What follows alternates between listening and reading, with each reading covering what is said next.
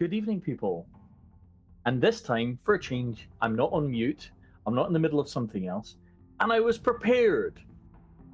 Miracles do happen. Um, Welcome to Our New York, Season 5, Episode 2.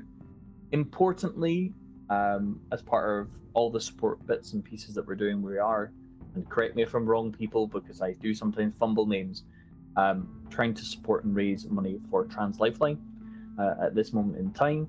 So please do go check that out.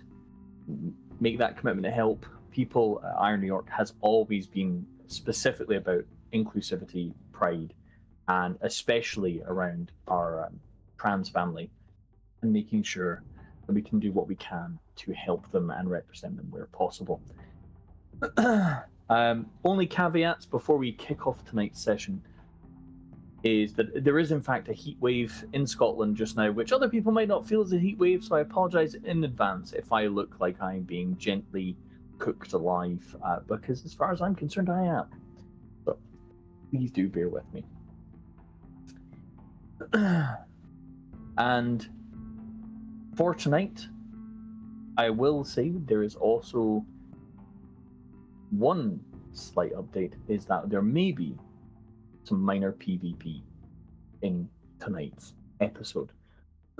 It's been discussed beforehand and everybody has signed up to whatever happens. So don't worry about what goes on in the deep dark of our New York. And with that being said, we will kick off with episode 2, which I'm going to preemptively call Girls' Night Out.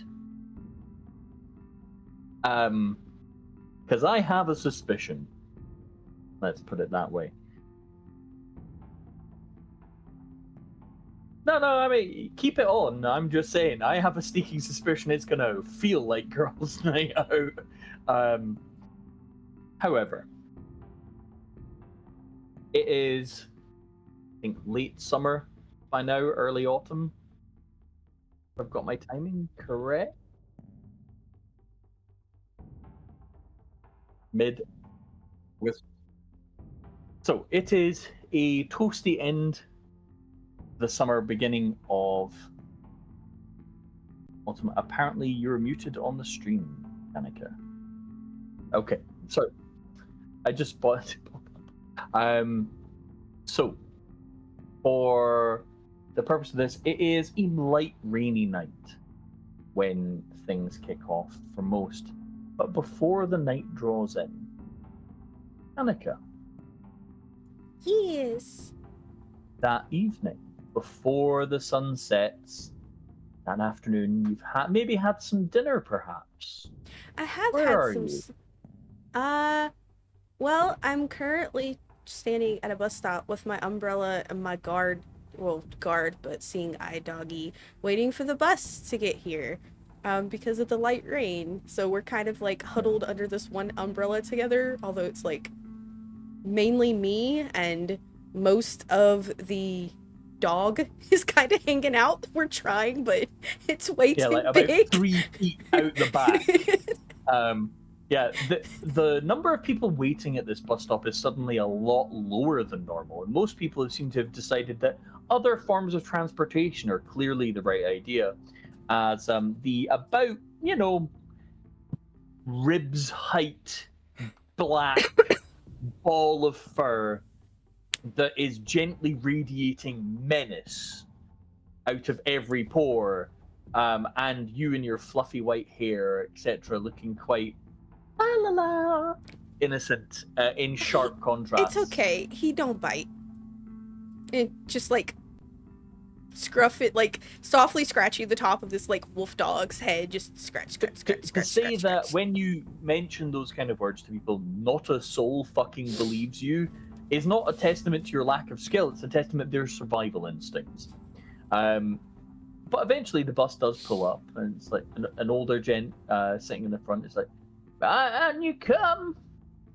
She's gonna get on, and then she'll tap her phone to the pay for the bus fare, and then she's going to go find a seat kind of like at the midway, like not fully in the back, but right next to an exit that's not exactly in the disabled seating, like she's fine. And then she pulls like the wolf dog like between her legs and like its head against her chest, like as close to her as possible, so he's like not in the aisle.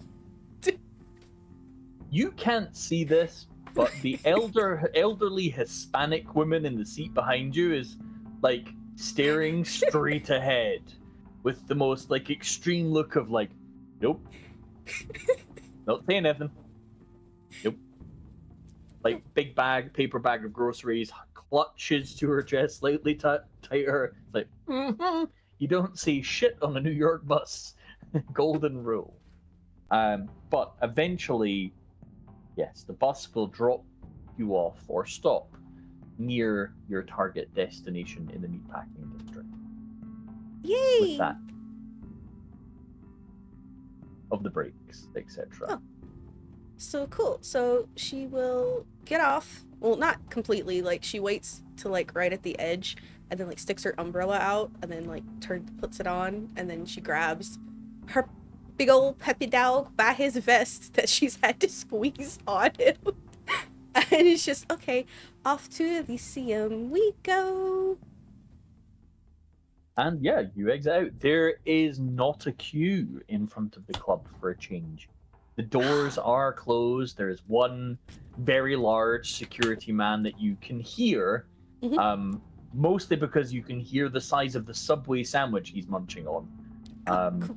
And the height that he's eating that at is very much like in the 6'8" kind of range, and the gentle bass rumbling or bass rumbling coming out of him as he's like is like in that tone that you pretty sure you know who that is.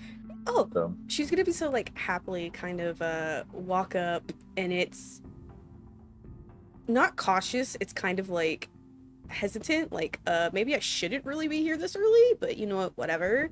So she'll come around the corner, kind of like peek at him from behind, and then like very softly use the handle of the umbrella to kind of like nudge him in what she's going to assume is his back, and just poke evening, just her thud and you hear him turn, and it's like, and again I'm not going to attempt the voice because I can't go that low.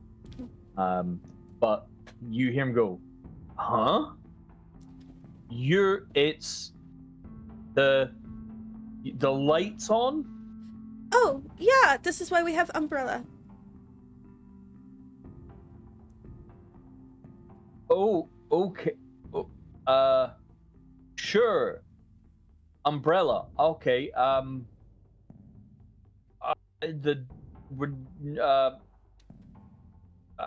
We're not open. No, front door. You can tell he is sort of having a moment of cognitive dissonance. He's not used to this kind of interaction this early on. Like, there's a Subway sandwich in one hand, like a sports drink in the other, protein bars in his back pocket that are like marshmallow flavored.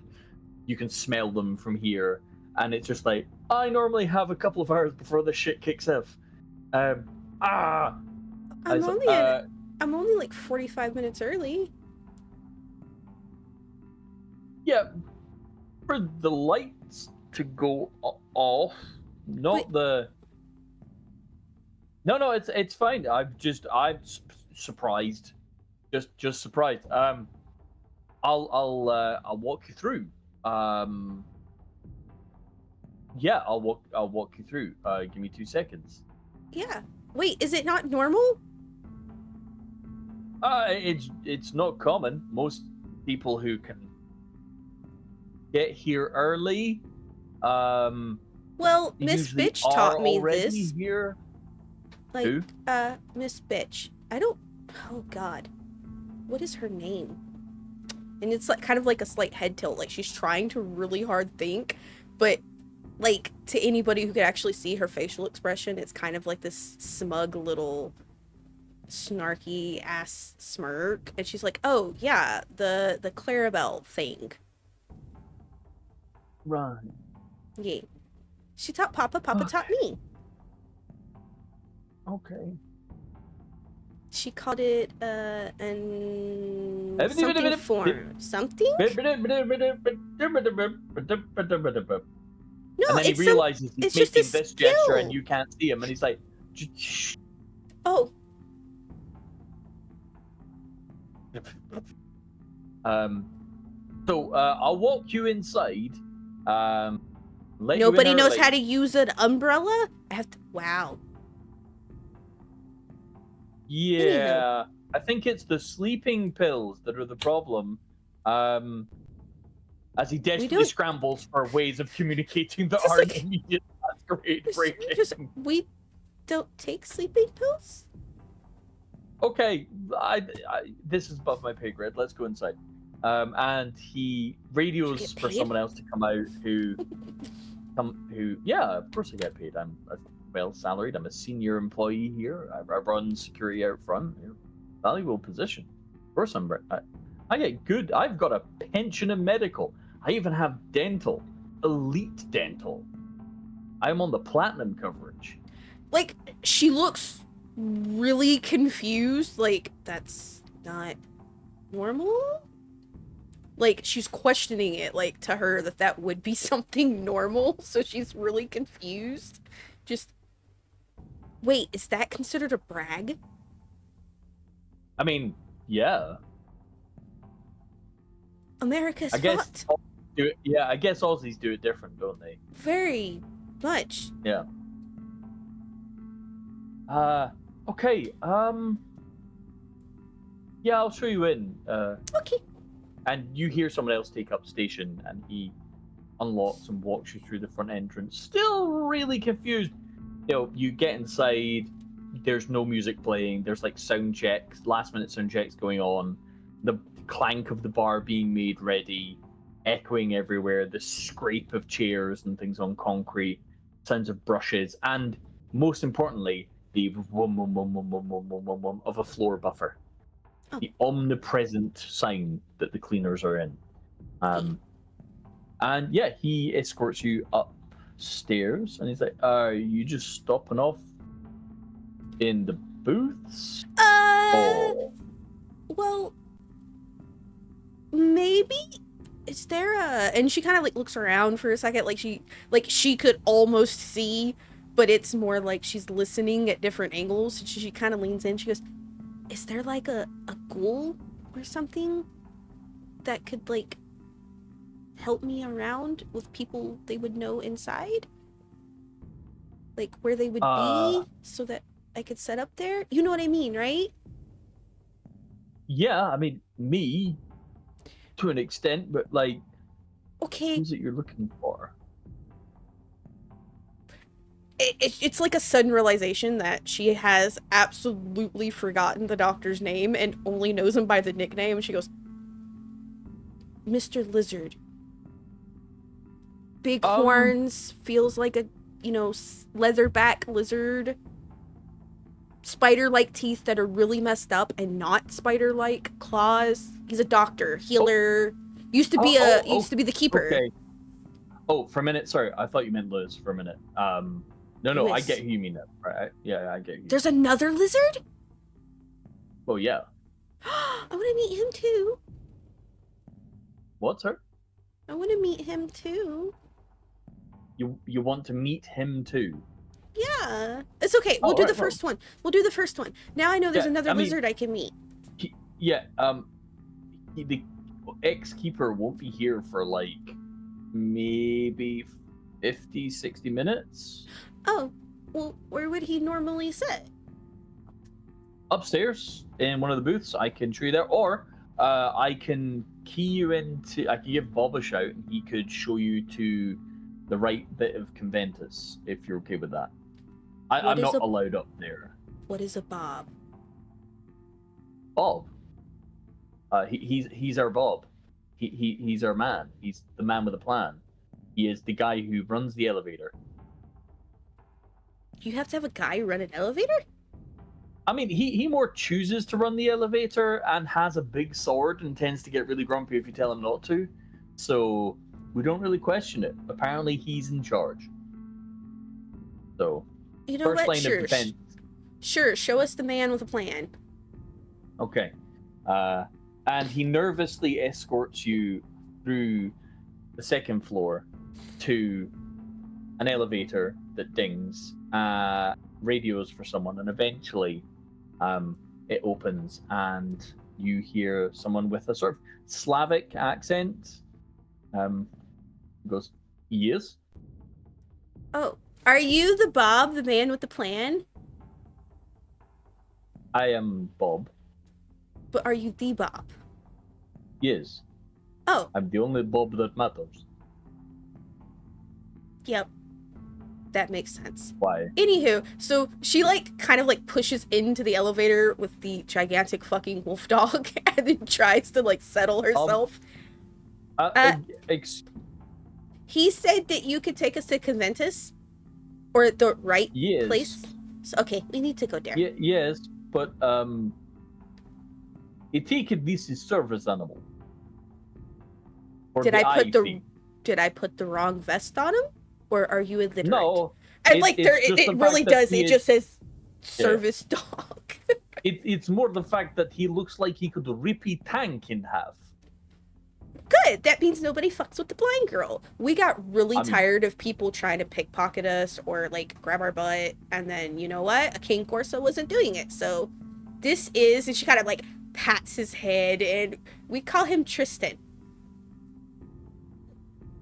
You know what? I wish I was surprised about gangrels, but I'm never surprised about fucking gangrels. So anyway, I will take you upstairs, but it's also before dawn, so you might want to, like, you know, like, the earliest, we normally get shit done about now.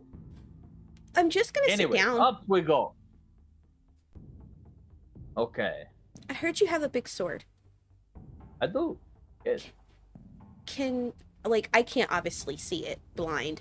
Could I touch it so, like, I could feel it? You know, like, get an idea of what it's like? We have cameras and security audio in the elevators, and this message is not for you. Jeff, if you take that audio and turn it into something disgusting, I will break both of your legs. I do not give a fucking shit. I will take you out the back and snap your shins. Do not do that shit to me. Yes, you may handle my sword. I don't think I want to handle your sword anymore. Now it's very awkward. Yes, thank you so much for your phrasing. And I was very clear. Your weapon, a sword. I was told you have a big ass sword. You hear the restraint he holds to his voice with desperation. He goes, yes, and here it is. You may examine it. As he finds a word choice that doesn't make him want to immediately giggle like a small boy because the storyteller has the mental age of 5. But she's just like, you made this very awkward. And she's kind of like hips in front of the wolf dog, trying to keep it from like, I don't know, reacting. But no, like she's not trying to be weird. Like she's genuinely trying to get like a vibe feel of like what kind of sword it is that he wields. It is a fairly modern construction, well looked after by the smell, heavy sort of longsword, but not weird. Nudge, nudge.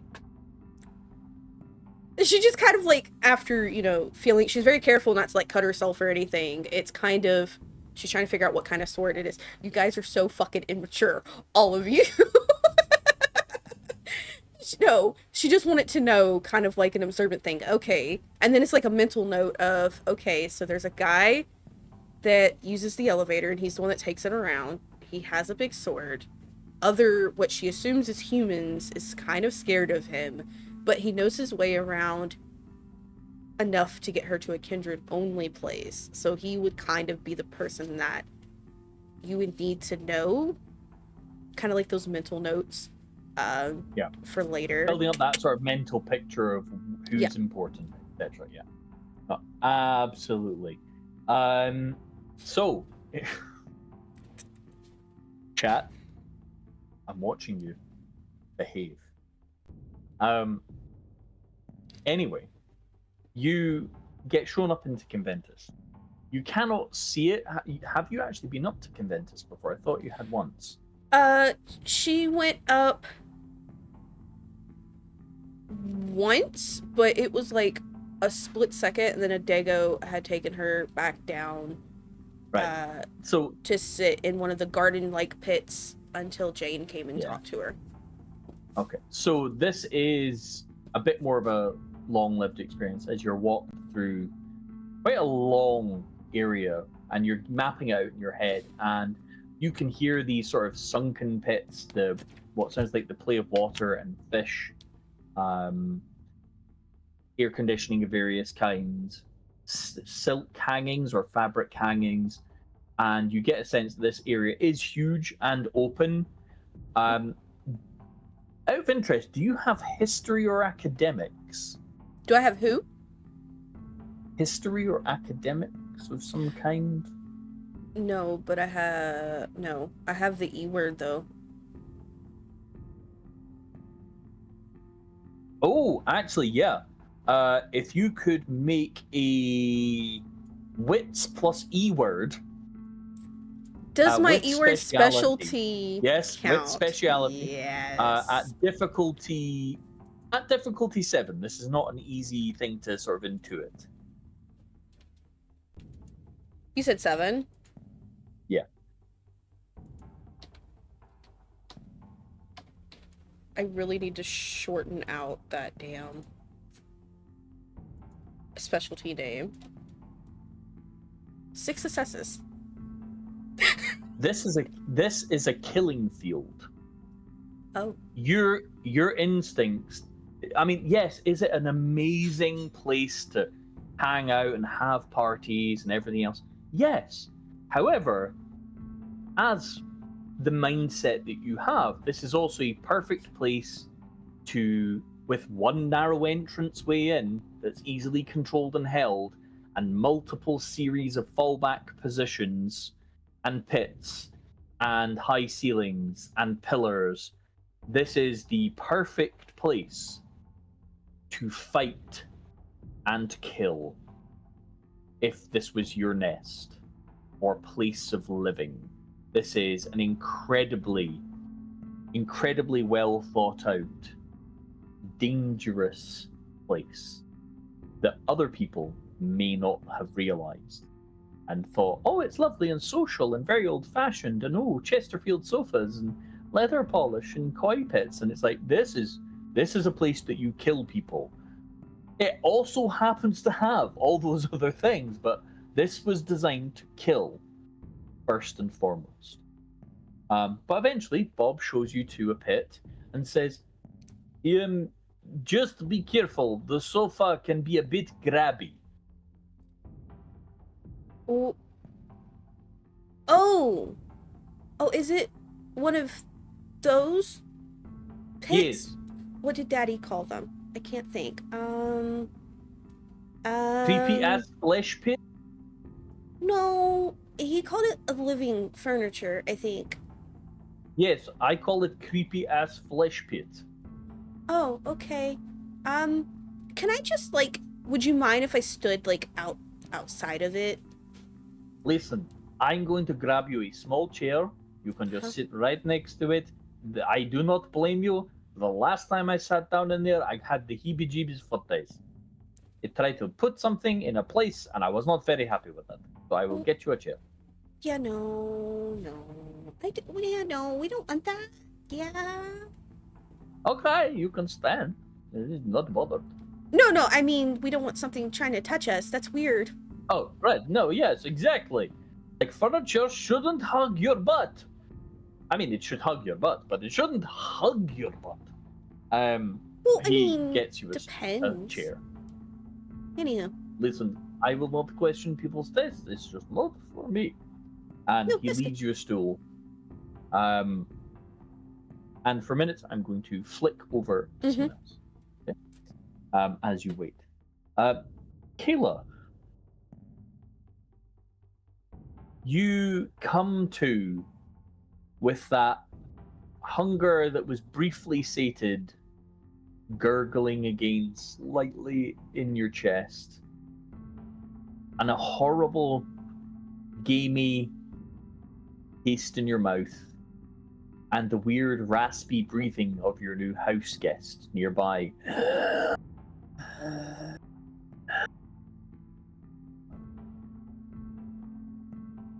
How does she feel? Spend 1 blood point to wake, please.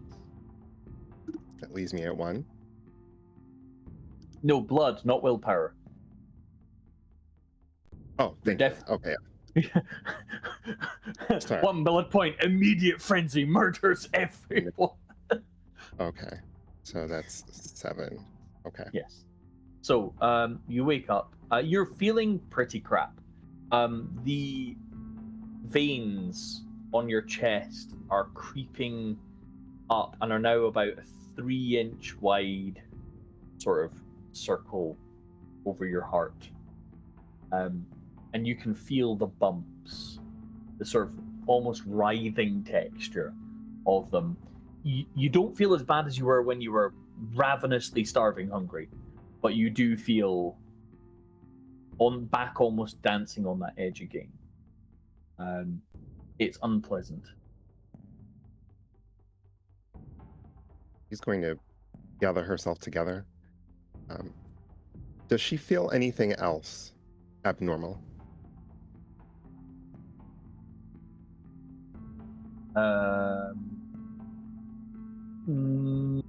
Not particularly. I mean, other than being slightly creeped out by Stephen in the corner, wheezing at you. So no temperature or like sweating or Oh no, you are feeling like warm or can feel hot and cold, which is in and of itself a continuation of your symptoms from previously. Which are still not normal, but nothing new. Okay, she's going to get up and head over to Stephen. What is Stephen doing right now? Just sort of staring at you. Like, gently rotting. Stephen, how much longer do you think you have left? I don't know. I have to feed properly, Stephen. I can't help you unless I do. Will you be okay if I left and came back?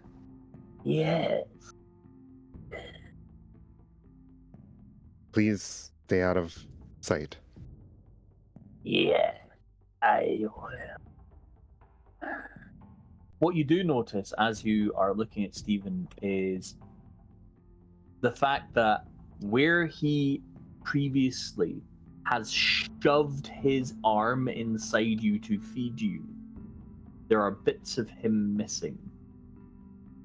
And probably those bits are in you somewhere. Which is not particularly pleasant.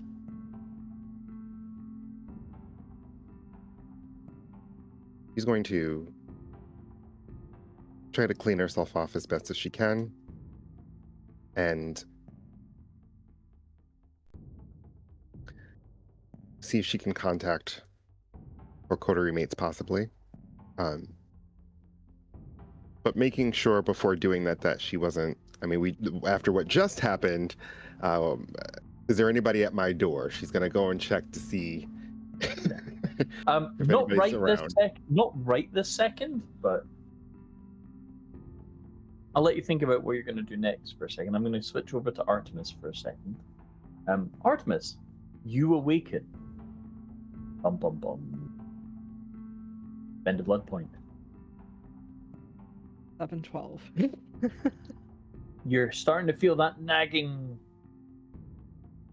hunger again, clawing at that edge. Not quite demanding yet, but it is present.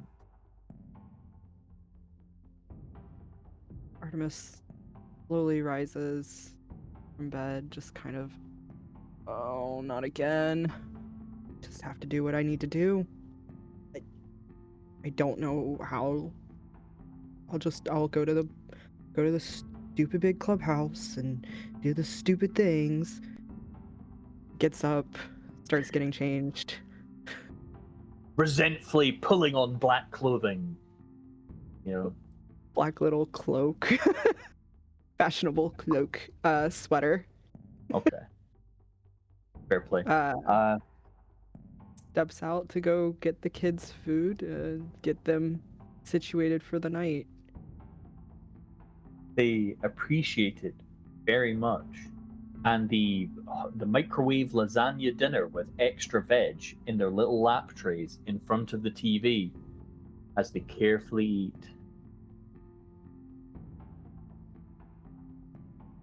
Yep, still haven't gotten used to that. Reaches It out is, and just ruffles their hair. the littlest one sort of smiles at you. Okay. Yep, you just do you. Just eat your food. Once you guys are done, it's almost time to wrap it up. So like, once you're done, go clean up, and I'll get the lights. In a sing-song sort of twinny voice. Yes, we will. Together. Oh. But yeah. You managed to prepare and start heading off, I assume? Yeah, they go ahead. And they're gonna drive their car to Elysium, because that's the one place that they think that they can find who they're looking for. Fair play. Back to Kayla for a minute. As you're, raking through, like, how to contact Artemis, etc. You don't have security cameras or anything, do you? No. Just locked. No. It was an urgent care. No. So, you hear out the window a whoop whoop. She's going to. She did clean herself off. She's wearing. Yep. Still all black. She's gonna walk to the door. The back it. door. Back? Yeah. Okay. Just checking, because there are many ways in or out. I just want to make sure which one you're going to. She's going to the back door. Okay. She's gonna head out and lock the door behind her, and on your way out, make a perception plus alertness at difficulty 4.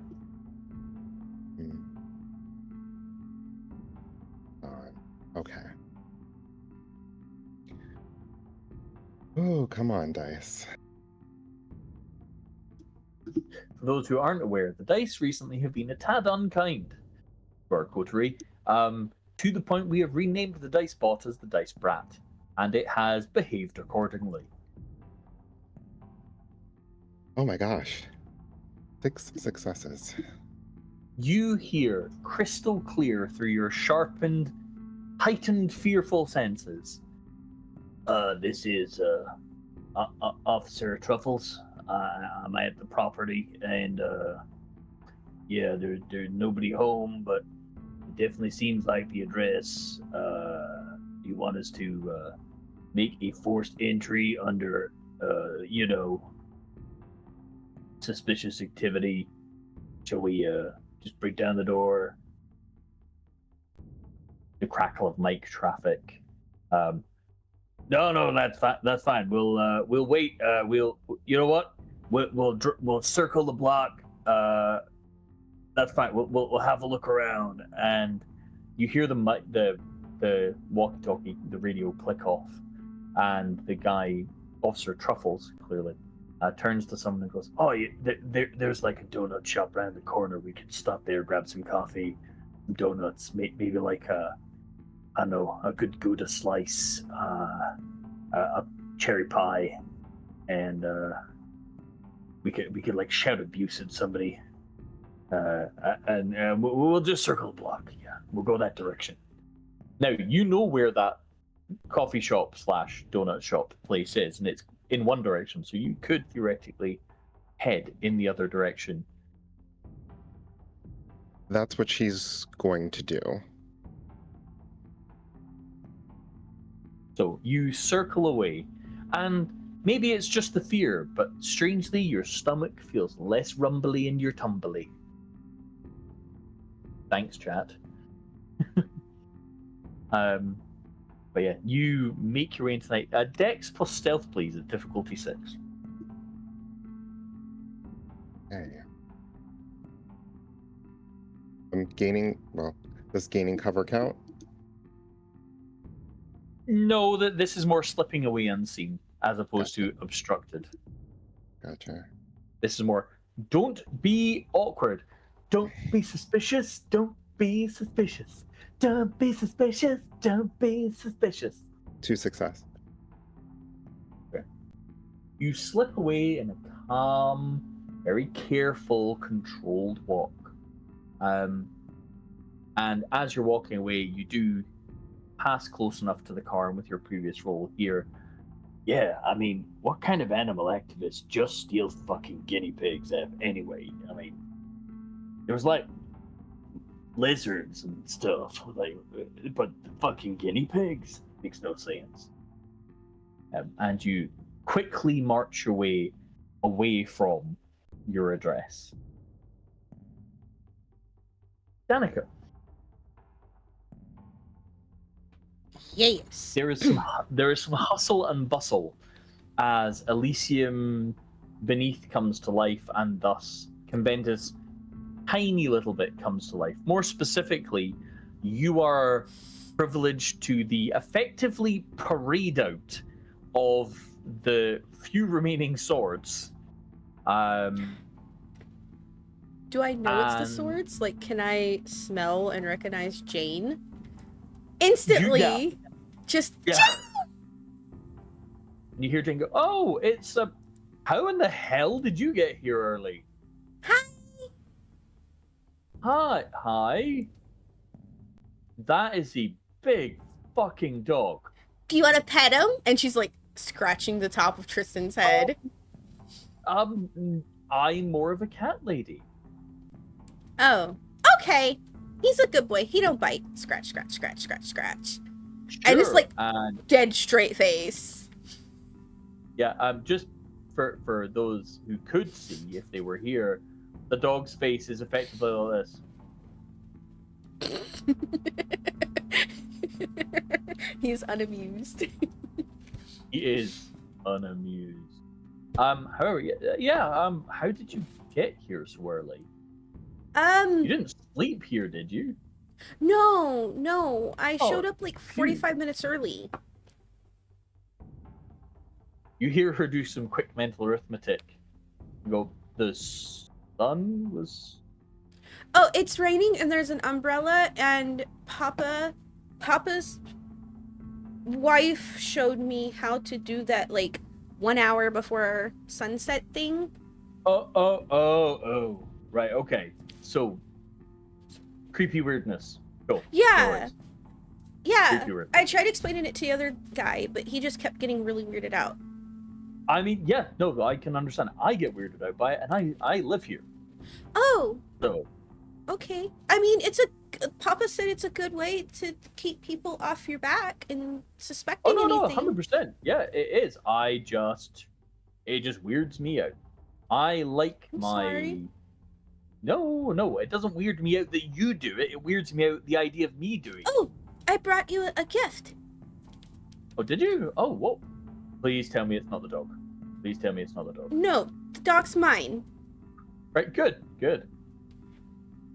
So like she kind of like pats around into her pocket, and with the most straight face ever, she just pulls out like a whipping scorpion and offers it to her. You're the fucking best. And there's just this, like, as gentle as humanly possible. These Okay, massively... you know how to take care of them, right? Of course. Okay, I'm making sure. But I remember you said that you really liked them, so I kind Yeah. of snuck one in. Don't tell anybody I did it.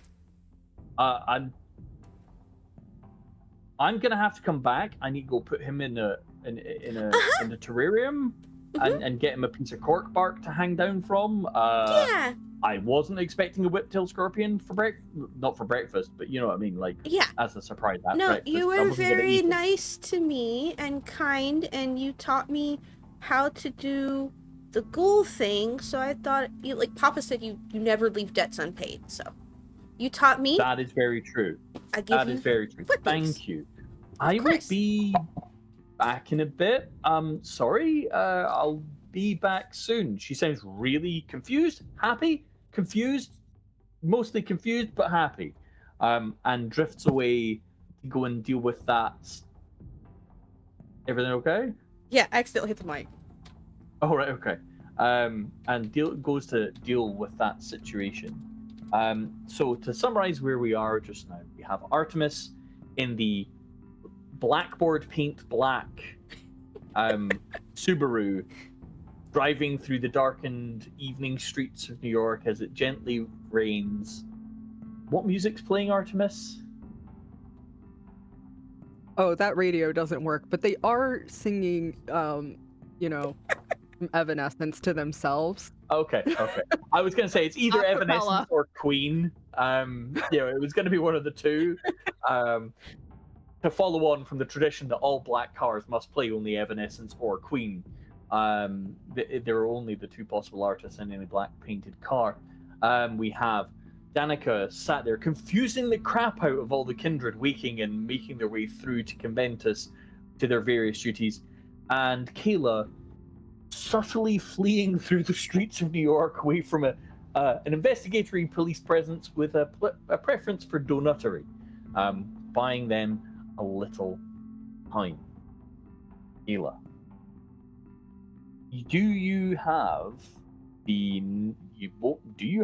actually, Artemis, do you have a mobile phone? I can't remember. Nope, No. it doesn't work. So, Kayla, you only know one surefire way of finding kindred. I'm gonna have to go to Elysium. Yeah. So, you start the long walk to Elysium. There are people abroad in the streets who I wouldn't use the word stare, but they're certainly observant of you in general. Some in positive ways, some in neutral ways. There's always an inevitable sense of caution about strangers, especially ones wearing all black with a face mask up, etc. But face masks in this day and age, not that terribly unusual. But you do slowly wend your way towards Elysium. How far away from the meatpacking district in New York do you actually live? Oh, hold on. Quite a ways. It yeah. was an hour and 37 minutes from your urgent care to Elysium. Is that by drive or by walk? That's by walk. By drive, you could probably get there in under 30 minutes. Okay. That's fine. She would still walk it. Okay. So you're going to be walking for a fair bit longer at this moment in time. And just because I can, could you roll a d10 for me, Surf?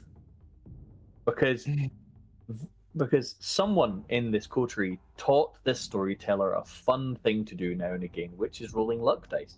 And I'm sorry, y'all. And for context, I just know where everybody's coterie stuff is by walking because Danica has to walk everywhere, so. Okay. There is a moment where you're like, wait, is that? And it's like, maybe not, because some dark vehicle just flashes past. Artemis, at one point on your drive, you're like, is that? But you're already past them, and it's raining, and it's dark. It couldn't possibly be Kayla. No. There was no white lab coat. There was no lab coat, none of the sort of hallmarks. As you passed, leaving a trail of spray. But what you do need to do for me, Artemis, is roll a perception plus streetwise at difficulty 6, please. Does city navigation count? It is not a navigation thing. Okay. The perception street. Yeah. And you said that was at a diff 7? Yes. Okay. For a brief part of your drive, you become acutely aware of a slightly larger police presence in cars, just around a certain area, it seems, and then you're through it and past. But you're sort of like, need to remember that, so you drive more carefully back. It's almost like they're searching for something or doing a bit more of an active patrol in the area, like something's disturbed a hornet's nest kind of vibe. Ants doing their ant thing. Coffee shops making out like absolute bandits just now, clearly. Must be a sale. Yeah, sale on bacon. So Danica, while the others are traveling, Yes. eventually a familiar voice with an Englishish accent, or at least a reasonably well-spoken accent, it comes to your ears. Ah, Danica. Lovely Mr. to Lizard! see you again. And she's Yes, like really happy, bouncy, waving. Just lovely to see you again. I will say, if you want to identify me to the people who work here, just use ex-keeper or I don't know my name, Eldrad. It's often helpful. Absolutely forgot your name. Delightful, I'm sure. Absent-mindedness is often a trait of the gangrel, after all. No, we just don't really care for your name, so we nicknamed you. You know, I was putting a polite spin on that for you, you know, so that you didn't have to say that you didn't give a shit what I was called. But, you know, gangrel, Yeah. such is life. And you were so polite the last time. Anyway, roll the dice, I guess. What can I do for you? Well, could we talk in the pit? I'm not sitting down. I was told the couch would grab my butt. Oh, no. If you just give it a swack, you know, just tell it off. Oh, Like okay. training an animal. Okay. We're good at that. And he pulls Gangrel and all, you know. Yeah. He pulls a heavy fabric curtain over so the noise is muffled, etc. as you take a seat. Okay, so she'll... What do you need to speak of? Oh, well, Papa said that you guys, like, we were joking around, and then Papa said maybe the dragons could, and, well, you're the only dragon we know. But would it be possible to, like, get eyes? Like, we know that, like, that part of our body doesn't work, and that's kind of why we removed them. Like, because the blood kept trying to rouse to heal it, but, like, it never worked. And it was draining our blood. But, like, could you fix that part and give us eyes? And it wasn't a curse? No. When we were human, we were born blind. As you say, we could actually do something for you, yes. A transplant, certainly.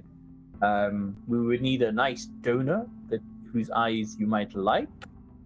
We can, of course, provide one at a slightly extra cost.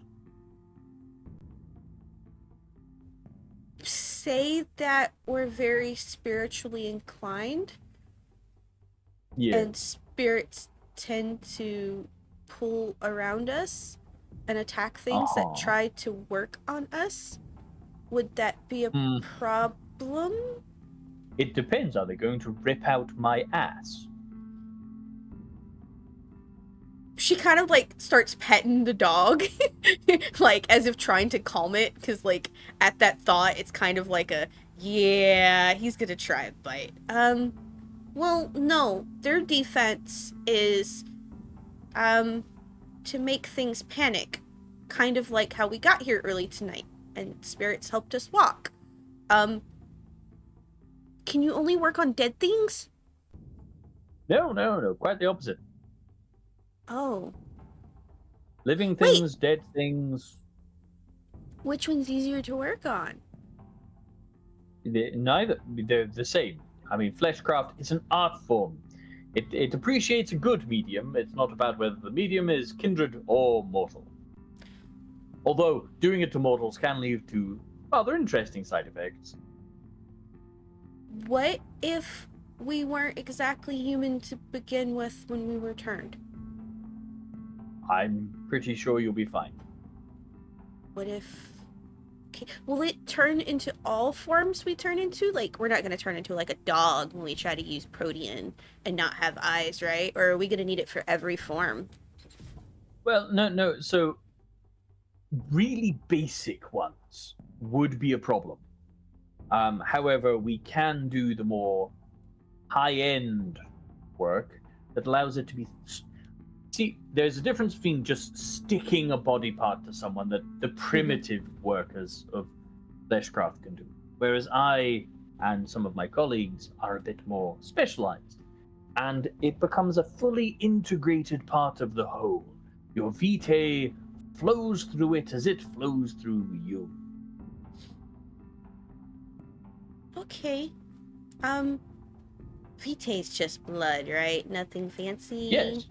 Well, it's what keeps us moving, so... Right. Dad hasn't taught us too much. What? Sorry. Again, gangrel be gangrelling, apparently. Yes, Is that yes, how that phrase is said? Gangrel be gangrelling. Sorry, I'm a bit out of date. We have no idea. We're like 4 weeks old. Okay, so we'll figure it out. But no, yes, we could of course do that. I mean, it has a cost. A rather one, of course. Well, what if we traded what we were talking about last time? I just so happen to have parts. Mm-hmm. I don't know how bluntly we can talk here.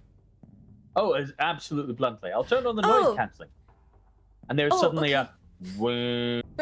and you get like a mild, immediate sort of feeling all around you as the curtain is actually oscillating with.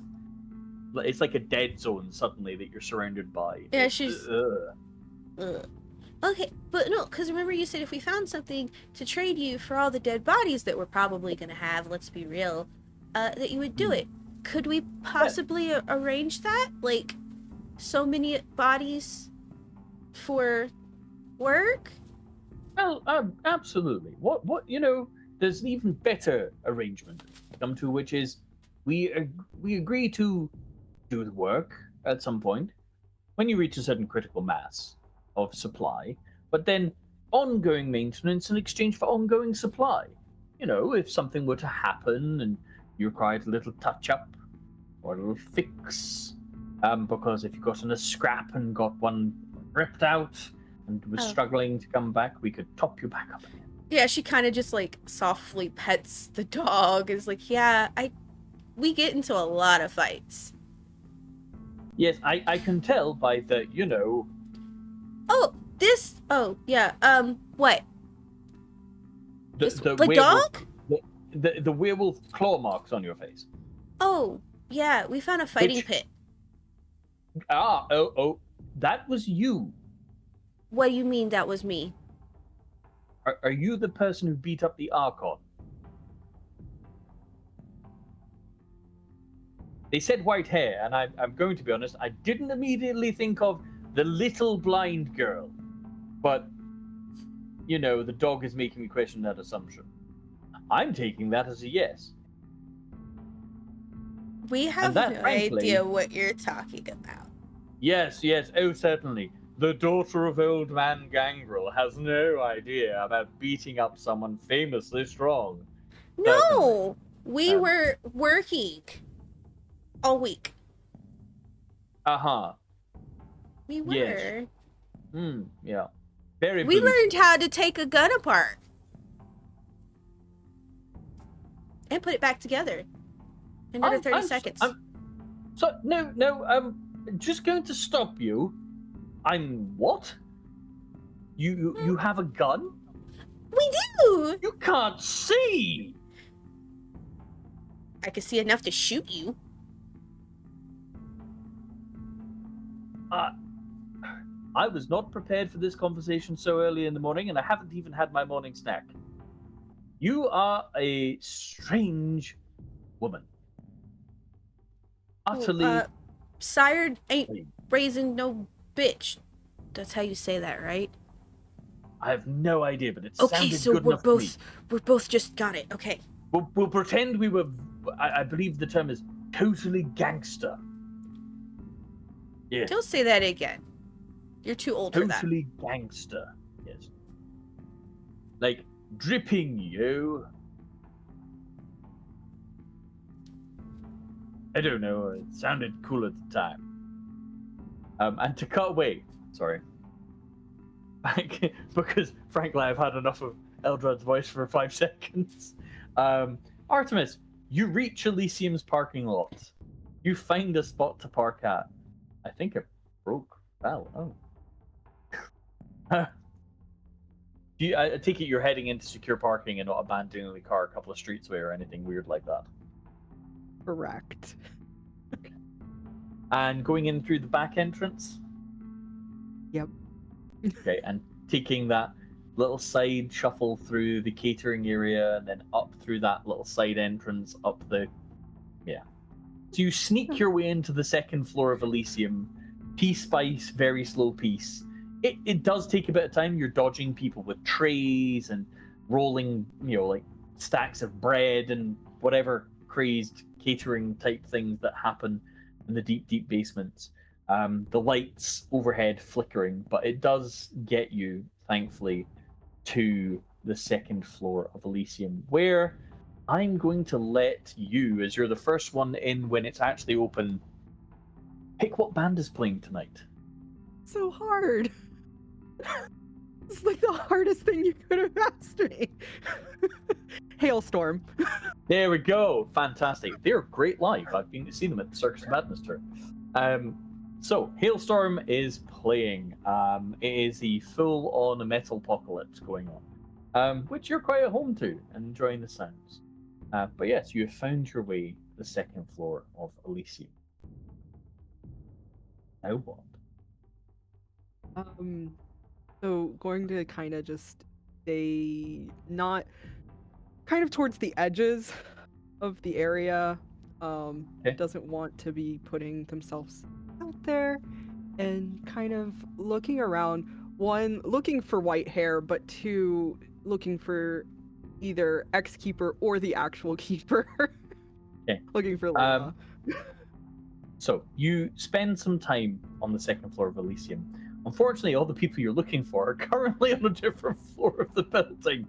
But what you do manage to do is make a wits plus streetwise roll again for me, but only difficulty 4. 2. Fantastic. You do finally manage to pick up, as you're actually actively looking around for people. This time you're in Elysium, you have actually managed to zero in on where the blood dolls hang out, which might be useful information for the future. It's already packed with jittery, strung out, quite attractive people of every shape, size, and color.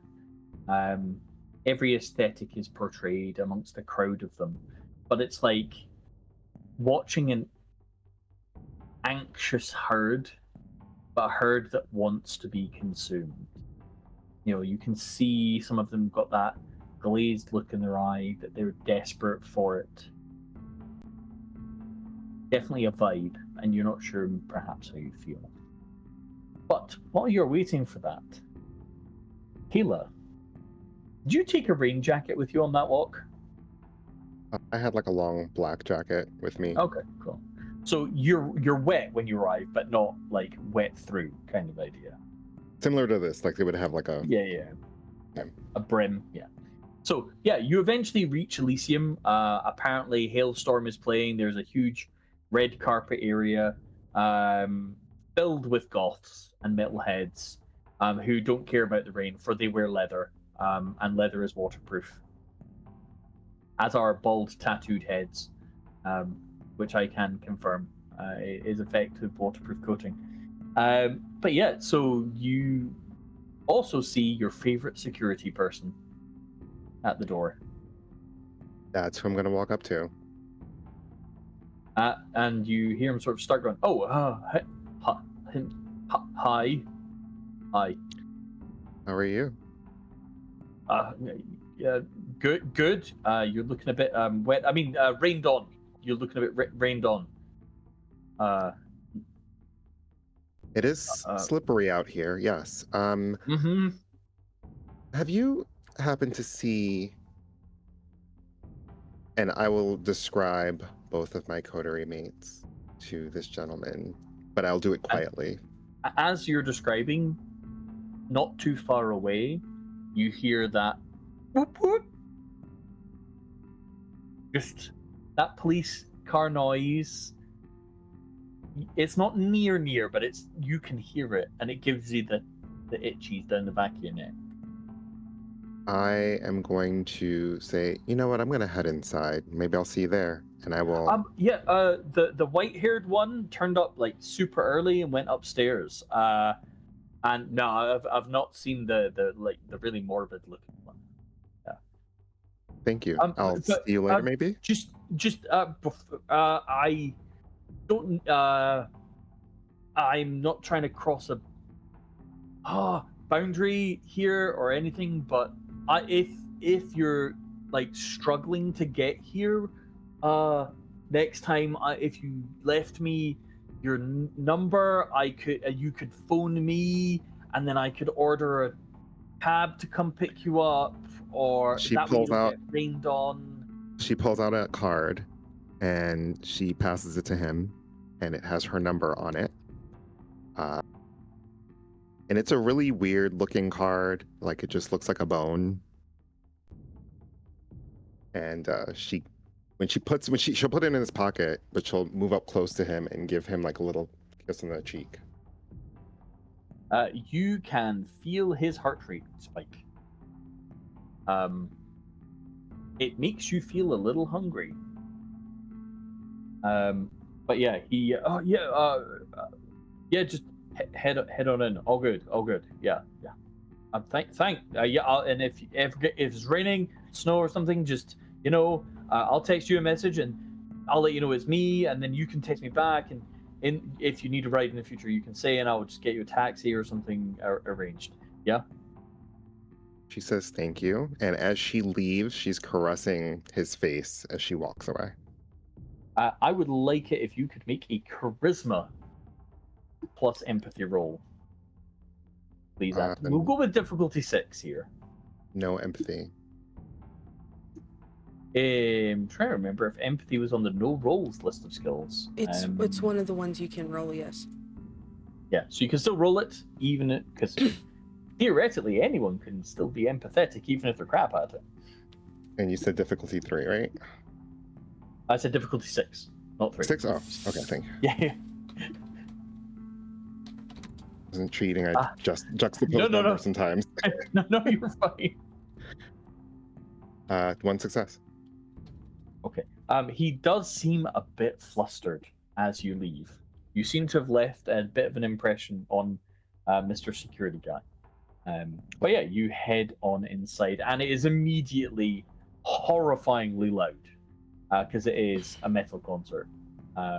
It is proper rock, all that kind of stuff. It is very, very loud and intense. She's going to try to be as careful as she can right now because she just wants to find her coterie. Okay. So, heading upstairs. Cool. Yeah. Circling back to Itsy Bitsy Danica. Yes. Upstairs with Eldrad. I didn't do it. Yes.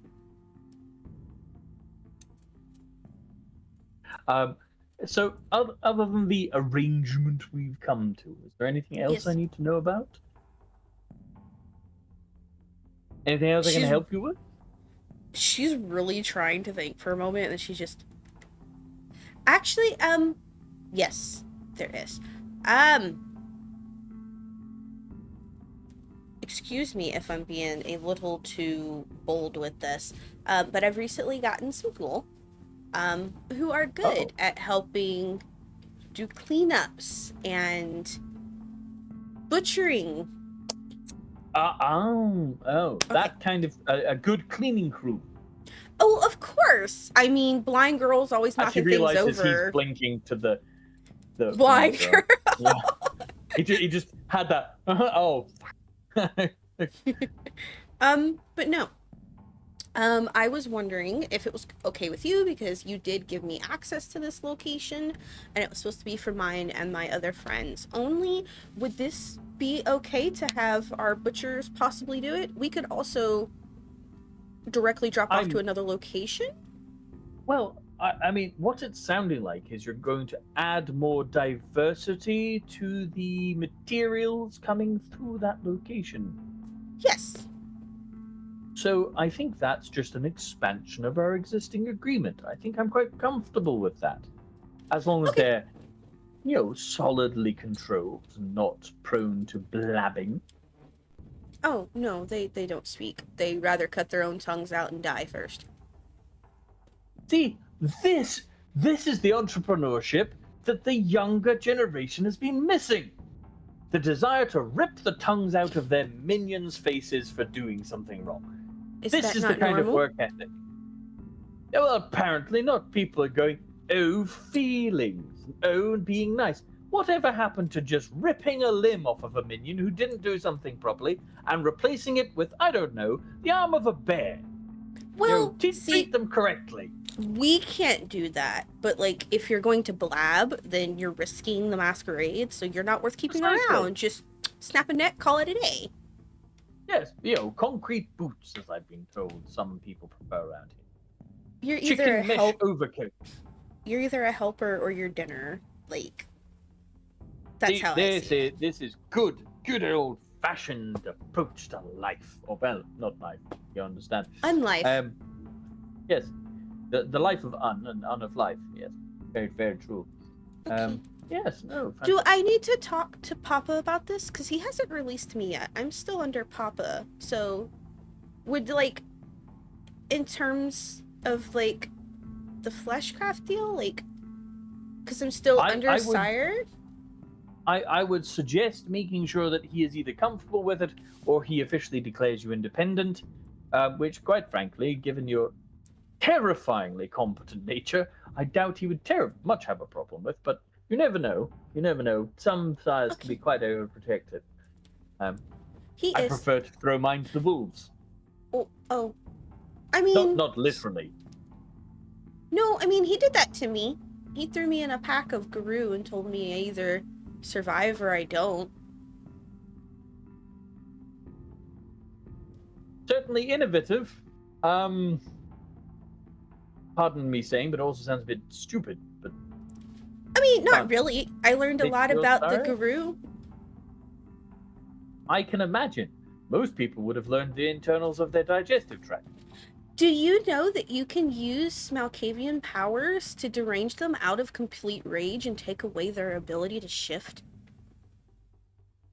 Huh. That I did not know. Exactly. Interesting. As you can tell, he mentally takes a note. Yes. Perfect. And she's just softly scratching the top of the dog's head. Just scratch. Meanwhile, Hank is like, the fuck are you doing? Just scratch. Scratch. Yes. Caleb, you eventually make your way up to the second floor, I would assume? Yeah. Fantastic. You easily pick out your morbid and morose companion. She will walk up to her. Go ahead. Talk to each other. Artemis? She's dripping wet. The fuck? Okay. Question. I don't mean to... You own an umbrella? I walked. I need some help. And you came to me? Gonna go to Danica too. What do you do? What is it this time? Actually, grab arm, pull over to a booth, kind of glance in, see if it's empty, and then pull into booth. What did you do? I haven't fed. I need to feed. I was looking for something, anything that wouldn't get me in trouble, and I found some guinea pigs in a pet store. And you got in trouble? Well, not yet. No. I don't want you to bail me out. That's You not what I'm got in asking. trouble. You're coming for help. I need food. And then I show her what's going on my chest. Oh, all right. And she looks like she's sweating, I think, a little bit. I didn't want to ask anyone for help. I was told not to, and I didn't want to ask you again. I didn't want to ask anyone, but I couldn't figure it out. I can't eat. I can't hunt the same way here. I need Okay. help. Okay. How did you get in trouble with what's currently going on? What kind of trouble are we talking? I left a note saying free the animals, and I took a crate of guinea pigs. I broke a lock in a pet store. Okay, so you're in normal amount of trouble, not we get killed kind of amounts of trouble. I didn't want to use my powers to trigger anything, so no masquerade breaches, just, well. Okay. Well, that's good. That's good. Is this by the meat district? It's by my lab. By your lab, where all the police are. Yeah. Yeah, I drove didn't through figure there. they'd come for a pet store. It's just You did a steal crate of guinea guinea pigs. Maybe pigs. they got confused. They thought they were companions. I don't know. Okay, one thing at a time. We need to clear that part up, because that part is normal troubles. Normal troubles can be cleaned up so that they don't become not normal troubles. And then the secondary is we gotta work together and figure out this food thing. So no more. Listen. And they start playing with their bracelets. Yes, I'm mad at you. I'm mad. Sorely. But we are stuck together. And so now we work together from here on, right? Got it? Okay. Okay, fist bump. She gives you a fist bump. Okay, now we're gonna go find the other one, which is who I was trying to find, because I want to say sorry, and I think the best way to say sorry is to go and do stuff together. And maybe we could just go do stuff together. We can figure out our troubles all together. She looks like she doesn't even want to look at you, and she says, "I'm sorry." And you could see, like, maybe slight blood tear. Nope. And Wipe she's that up. trying to cover her face. I don't want to hear it. Sorries She does. are just words, actions. Actions, Kayla. I need to see actions. Okay? Okay. Okay. And she wiped the tear. You're right. gonna fix this for however long you're around. As for this, that's not a. I don't know anything about any of this. Could I suggest a doctor? That's not you. Yeah. Okay. Yeah. Cool. Cool. Wanna go figure out where the bright one is? Let's go. So, Kayla, conveniently, you were told she was upstairs. You're already one level of upstairs, so there's only one level of more upstairs to go. So, She's upstairs. Okay, creepy pit place. Got it. Quite comfortable up there. Yeah, let's go up there. Really cool elevators. you meet the suspiciously quiet person in his trench coaty arrangement with a sword, totally pulling a Highlander. You get up to Conventus, doors open. It's still very quiet. The Toreador are busy being Toreadors down in the actual event space, etc. So, the party hasn't quite started. But there is one pit with a big curtain around it. One of those privacy curtains. Danica, Yes. have you finished your business with Eldrad? Or is there anything I'm else? pretty sure that's it, unless he has anything.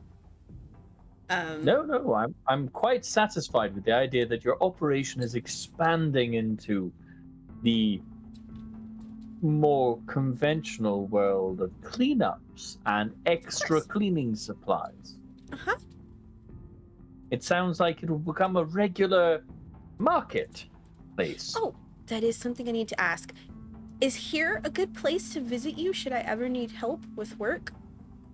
Yes. Or is there a different here, place? Here is certainly a place, but you would probably more find it useful to speak to me at the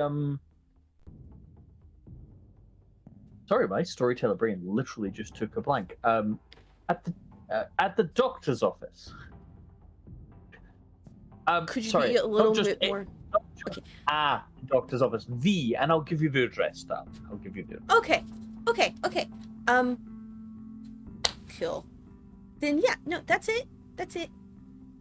Thank you. I'm really sorry I got you before your morning snack. No problem at all. I'm going to go and have myself a bit of blood dolly. Sometimes, as I've heard it, sometimes you just need fast food. She's like staring like she's wearing her glasses, so like can't see, but it's the slight like open mouth staring at him. Like you can almost tell that if she probably had eyes and her eyelids function properly, that she would be staring at him narrowed-eyed, confused, like, huh? Oh, the volunteers who get off on being chewed on. Huh? It's like a slight lip curl, she's like really confused. Sorry. The bite, it gets the humans all, rowdy, and it can be quite, a pleasant experience. Not mine. Well, not everyone has that gift, but based on your other gifts, I have a horrible suspicion your bite is quite effective in other ways. Which, yes. But no, that's it. Thank you, Mr. Lizard. No problem. And at some point, I will probably figure out some kind of pet name to call you by, because you are disgustingly adorable. But in the meantime, I'll just continue with the... Oh, dear Lord. I'll just stick with Danica for now, and I'll figure something out in the future. The murder machine, cleanup merchant, probably not very good ones. I'm not feeling very imaginative quite yet. Danny? Danny, the champion of the world. Poppy no, that's a book. Papa calls me Itsy Bitsy because I really like spiders. I can see how that would work. There is only one slight problem, which harks back to the time I took an interest in music. I think it was back in the 80s or 90s. and there was a song called "Itsy Bitsy Teeny Weeny Yellow Polka Dot Bikini," and it feels slightly inappropriate to call you Itsy Bitsy in that regard. Although I do get the reference; it makes a lot of sense. I'll figure it out. Okay. Well, then I'm And gonna go. Thankfully, your couch did not touch my butt. And she, like, gets up and she walks out with Tristan. At which point, you can clearly see Depresso Espresso and the damp Kayla. That's the joke. Yes. That is, in fact, the joke I am making. She just smells Depresso Espresso. So, hold on. So, in order to make this as good as possible, Artemis, what do you smell like? Mint, leather, and not much else at the moment. Depresso Mint and Espresso. leather. And Kayla, what do you smell like? I think there'd be a hint because of the rain of like hospital smell, like hospital cleaning supplies and rubbing Ammonia. alcohol a little bit. Yeah. With the most straight face ever. As much as, you know, a itty bitty girl with her parasol and this big old fucking wolf dog next to her goes, "Oh, it's the disappointment children! Hi!" Hello, Danica. Can we go somewhere and all talk? You could talk right here. Fine. I was hungry. I haven't been able to feed. I What was did told you not do to ask now? anybody for help. I stole a crate of guinea pigs. I didn't use my powers, but I stole a crate of guinea pigs to try Does to feed. anybody know it's you? Do they have a lead at who it could be? They have a little bit of a lead, but they don't know who I am, and they don't know like anything more than it was an animal rights activist. Oh dear Queen Mother. Okay. She's Also, like adjusting her hands, like she's trying to talk, and then she pulls her hands back, and then like she takes her hand off of the dog, who at this point just kind of sitting next to her, and she's like debating, like one hand's moving, the other hand's gripping the umbrella, and she's like, it's very clear like she's trying to debate something. also, Danica, I don't know if you've noticed, I'm sick. I'm infected. With what? Do you not know what's going on? I know the The urge to sickness. knock you upside the head is extremely strong. Kindred are getting sick and dying. The disease starts taking away your powers. And you're just casually Eventually. out here touching things. It's not contagious like that. It's from what I've seen by How blood. do you know? From what I've seen by blood so far. How do you know this? Just deduction, but I'm not really quite sure. I do want to see somebody about this, but I need to feed. So Are you recap. researching it? I have been, and I've been getting sidetracked because I need to feed. So to summarize, you have gotten hungry. Instead of asking your coterie for help, which was just established 2 weeks ago, if you need help to reach out, you didn't do that. But you had enough gold to use my familiars so you could talk to Layla. When the ideal thing would have been, hey, I'm hungry and really need help. So instead, as a kindred who can't walk in the daylight, decide, let me go in the middle of the night and break into something and steal something under the pretense of being an animal rights activist. Perfectly okay. You at least have ghouls or retainer or somebody watching you during the day, right? Because can you not imagine the masquerade breach if they found you during the day and you wouldn't wake up and you're dead and then they suddenly pull you out?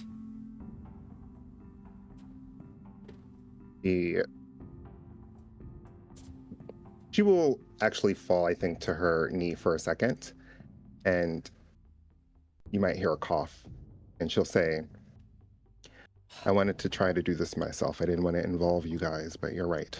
I should have. You're right. It was stupid.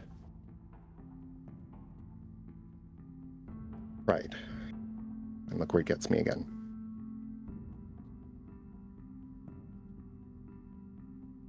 Ooh, hold on. I gotta roll something. I only have one R word, right? One dot in it? Okay. Okay. So it's there. It's there. We're good. We're good. I think that was the right difficulty anyways. To not lash out. Okay.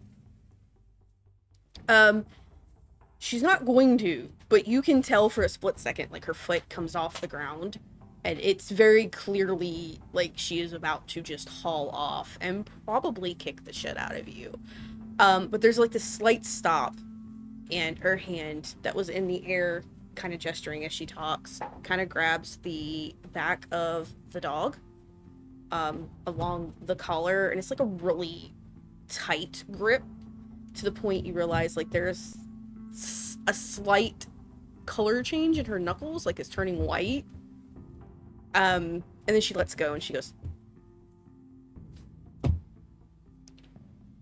"You're stupid. You're going to get us all killed because you can't swallow your pride. Like, cool, if you want to die, awesome. Go walk out in the sunlight. Please. Don't drag us down with it. Like, you get this Depresso Espresso here in trouble, and Depresso Espresso's whole thing's their own self because they're a scared little cunt who is just sitting over there, won't speak up about anything, kind of like they're doing now.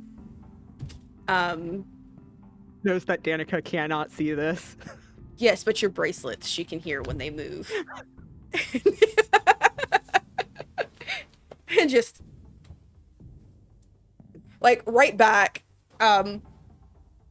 because you've made it very clear that you're wearing bracelets that make sounds when you move. She goes,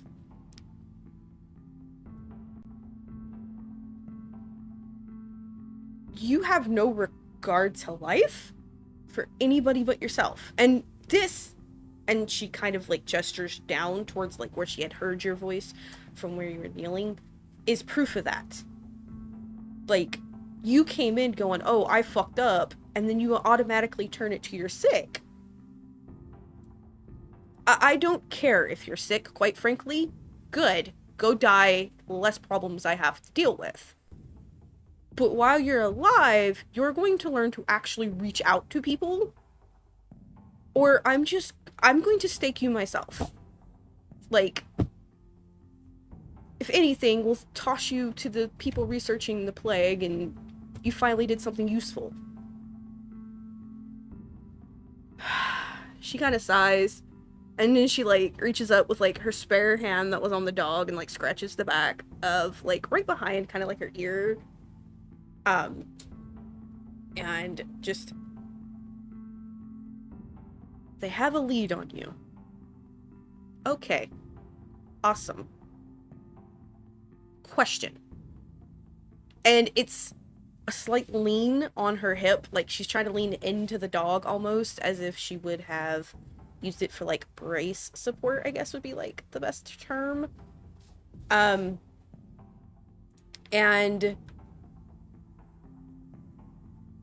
why would you come to Elysium? If they have a trail on you, why would you come to a place where there's kindred?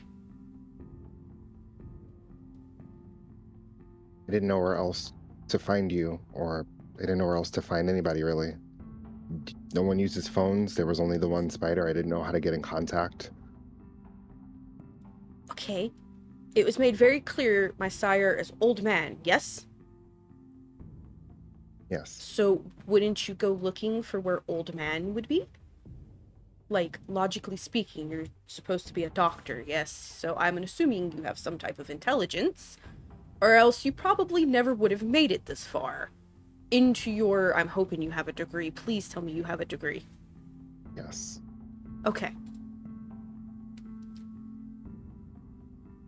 You have smarts. I know you do. There is no way after what you have done they would keep you alive if you did it. Why would you lead them to Elysium? You're right, I wasn't thinking. Get out of here. She turns around and leaves. Ah. And she turns around, she looks at, or the direction in which she had heard the bracelets from Depresso Espresso. Everybody has nicknames, I love it. And she just looks and goes, you, go with them. Get them. You said you had a car last time.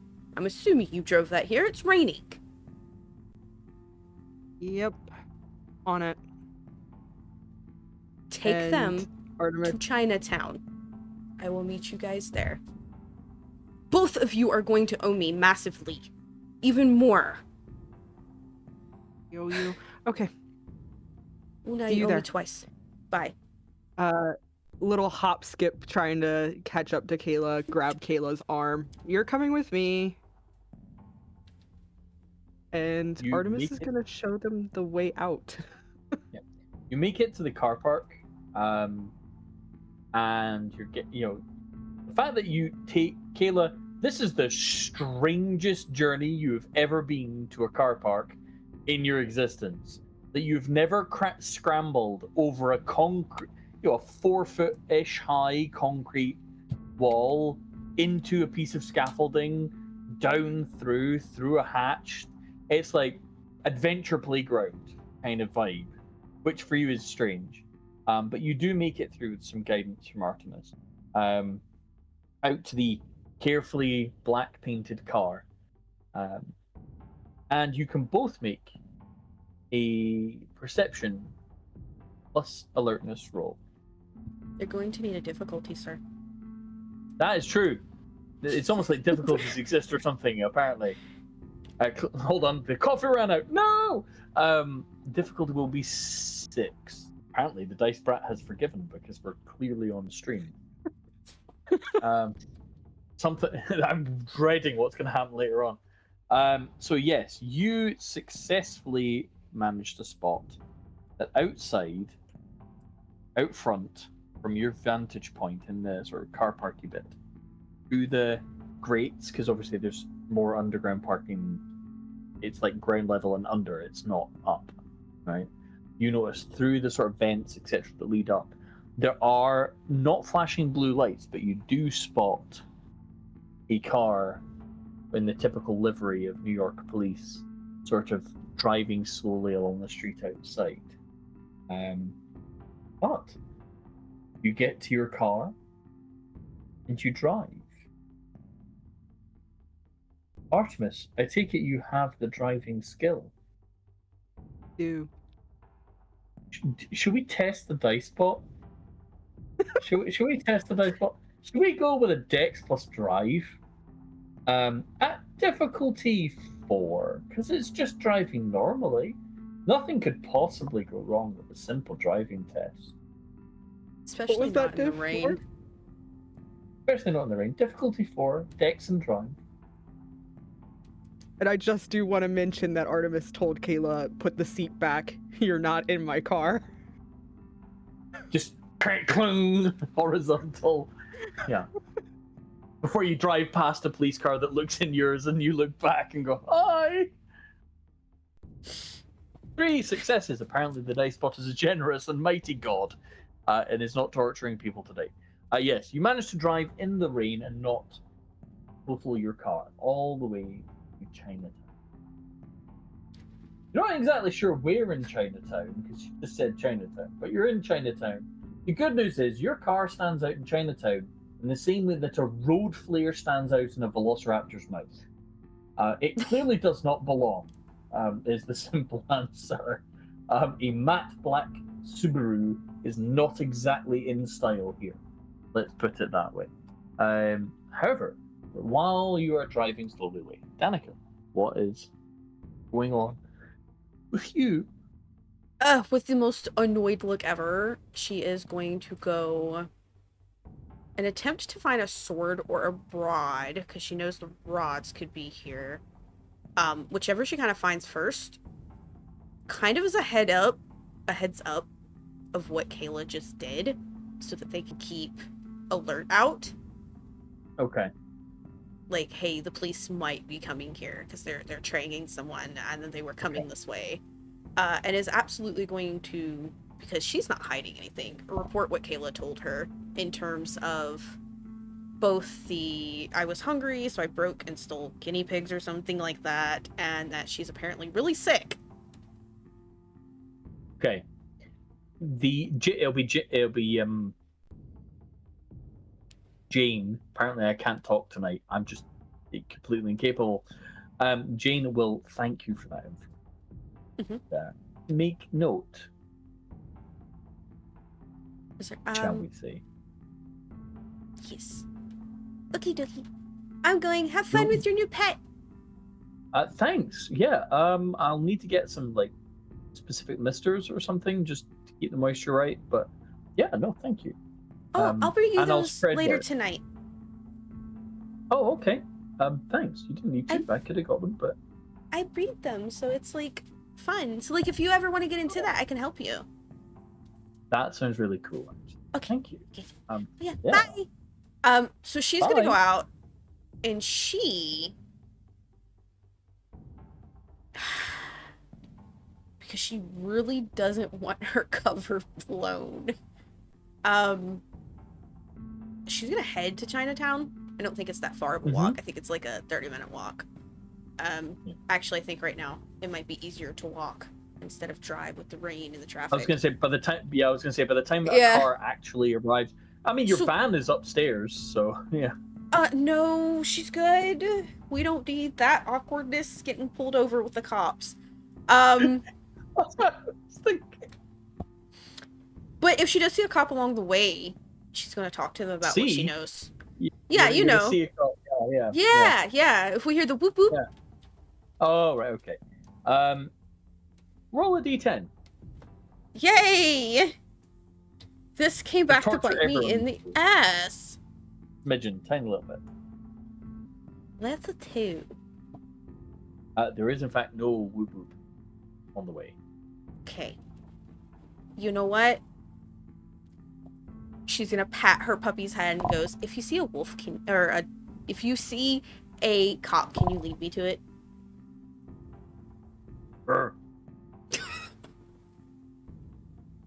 And then to walk towards Chinatown. Because I would have said it nods, but that would have also been wildly unhelpful. Yes. Yeah. Yes. You get to Chinatown. Easy enough. Finding these two, or at least the vehicle, is not that hard, to be perfectly honest. Okay. Mostly because of the smell of Subaru. Clearly Subarus have a smell. It's the paint. But yes, you. Yeah, clearly. The Subaru. The Subaru. Yes. Eventually, you manage to find your way to the Subaru. The Ubu Subadu. But yes, you managed to find your way there, led by the smell and she's just gonna the mint. Tap the window with like the back of her knuckles, so like the silver jewelry is like tap tap tap. And the driver's side door opens at least. Artemis climbs out. She's like, great. I can spell you in there, disappointment doctor. Come on. Kayla gets out of the car. She is going to lead them to the butcher shop. Okay. So this walk is not terribly far, but it is far from it being like down main streets, etc. It very much ducks into smaller side streets. And and very quickly becomes like you're in a different world, because most of the language being used is not English. And there are people drinking tea or beverages out in public on little tables, having discussions. There are plenty of lighting. I mean, it's not like bright, eye-blinding things, but it's sort of soft evening lighting. Even though it's raining, there's like covers up, parasols, that kind of things. There are still people trying to operate their businesses even at this time of night. There's a really good-looking Asian supermarket, for example. There's fishmongers, and eventually Danica leads you to what is clearly a butcher shop with a youngish, let's see, a woman who's probably in her 30s, Asian, wearing a red silk outfit, hair tied up in a very practical sort of arrangement, behind the counter. And you see her spot you guys, or more specifically spot Danica, and then shout something, which I'm assuming neither of you speak Chinese. Mandarin specifically. Yes, exactly. She shouts something that sounds warm and positive. However, she does look like she's not been well recently, recovering from something perhaps, but she shouts what's some kind of greeting you suspect to Danica. She's gonna have Tristan sit outside by the front door, kind of like that guard, like no one else come in. Hey, it's kind of business type thing. She's gonna lead the two of them in and up to the counter. She gets maybe like 2 feet from the counter, and she kind of like puts her hand out for the Artemis and Kayla to stay there. And she goes forward, and then she speaks kind of like in a hushed Mandarin tone, like, these two idiots need help. They are vampires. They don't know what we are. They think I'm vampire too. So, Yuriko laughs and says, "Oh, idiots." yes. Okay. They think I'm gangrel, so that's what we're going to go with. What's a gangrel? They're like the animal vampires. Oh, like in that movie where like they do the romantic thing and Yes. it's all grr r. Yes.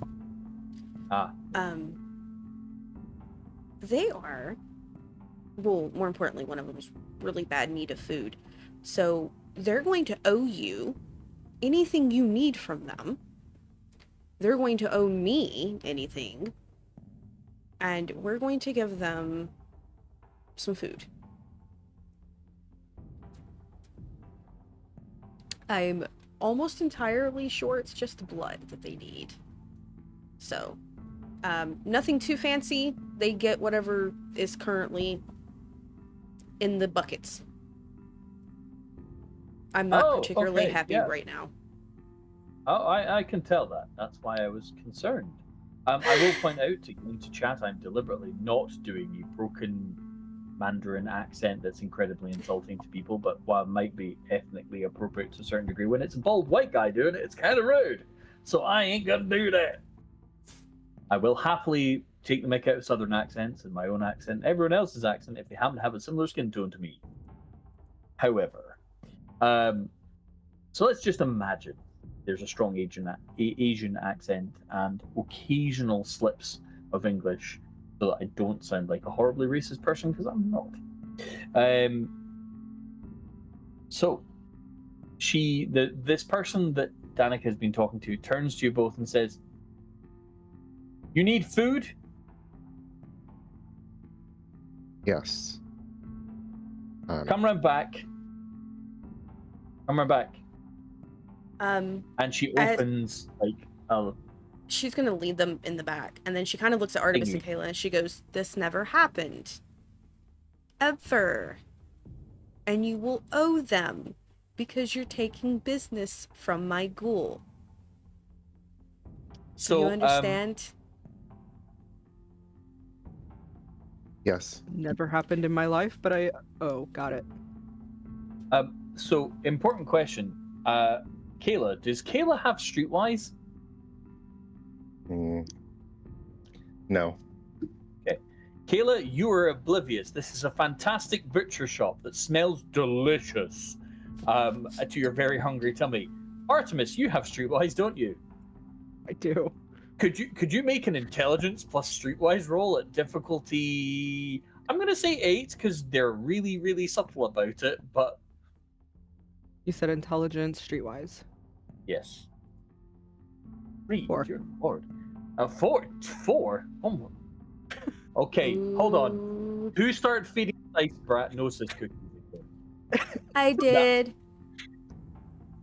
I had to. I had to make sure I got my right. Well, yeah. Remember, So- I beat the guru so hard. Yeah. I one-shot her, and that was the sacrifice we made. No. For when context. NPCs are murdered for the sake of the dice bot. For context, so in the Discord we do the downtime roleplay, and me and one of the other people who run an NPC decided, hey, we're gonna spar.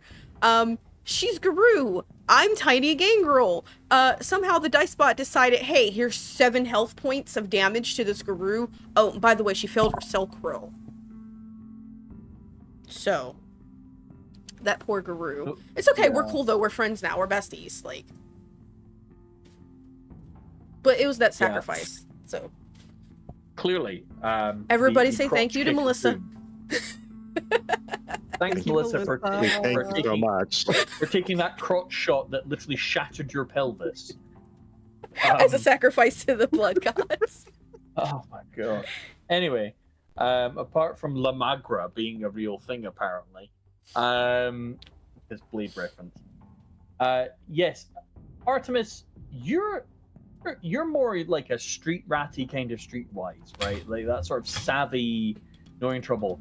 And something you've not really had a lot of exposure to, but intellectually can figure out, based on your background, is this place screams organized crime louder than you've ever heard anything scream organized crime in your entire life. When you go through the back, there were 4 remarkably similar looking gentlemen who are clearly related, with similar looking tattoos, wearing aprons over their bare chests, with massive meat cleavers, working on huge chunks of animal carcass. White tile, the place is pretty well kept, vats of blood everywhere. It smells fantastic to you two who've been really hungry recently. But the fact that you're pretty sure that isn't a mop, that might be a shotgun. And that is that could probably be a taser. Why is there a large cash box with a very much older woman, like grey hair, wrinkled, tiny, like counting a roll of $100 notes faster than you've ever seen anybody count money before in your life? The general ambience to you screams, I'm in danger! I'm in danger! Organized crime! Kayla, you're oblivious. You have no idea what's going on. It just seems like a really nice, well-run business to you. But Artemis, your street-level punkery has taught you the warning signs of terrible, terrible danger. And this is one of those places.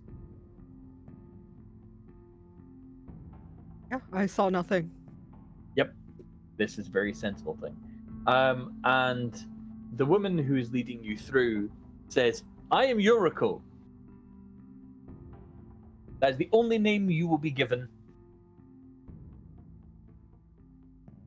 Should we give our names to you? Yes. And I'm Killa. Ellis. What, sorry? Artemis. I thought you said Alice. Nope. That was a really quick correction. Artemis felt the The aura. feeling that they were going to get hit The so sensation they- of pain behind you. Just sort of, Yeah. Okay. I like how Kodu, because like in my head it's like, oh, say Alice again, it's Kane's gonna get you. They do.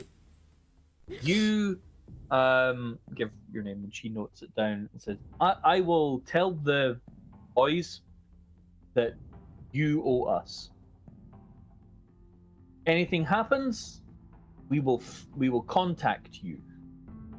Address, and she hands you both a post-it to write your address down on. Kayla will put her. Yeah, Kayla's gonna put hers too. Okay. She takes them and carefully slides them into her bra. We will find you when we need you, and we will tell you what you need to do. There's just like this slight little like teasing tone from Danica from behind, and her hand kind of like touches y'all's lower back. Is like, and remember, Iron Law states once you make a deal, you can't break it. And it's like up their back just enough that she feels y'all's little vest that y'all have like trapped on, and then slightly pretends like she's going to pull and pluck it as if testing it, and then just walks past the two of you. Not that she's just threatened to stake you or anything. Question: was this above clothing, or did you slide your hand underneath? No. the shirt? It's above. It's like above your clothing, like, you know, like she's up your back, and then because she knows you guys have the vest there. Layla had told her, so it's kind of that I was asking for a warning. reason. Yeah, no. She was on your clothes, like up your back. Just she knows that it's there, and she's testing, like. You know, don't break the law. You guys already got these bitches on you. Don't do it anymore. Yeah. Doesn't So- actually hit Danica, but does like swing their hand back towards their back. Like, ugh. Like, don't touch that. Kayla would stop for a second and say, Danica, do they have flush here?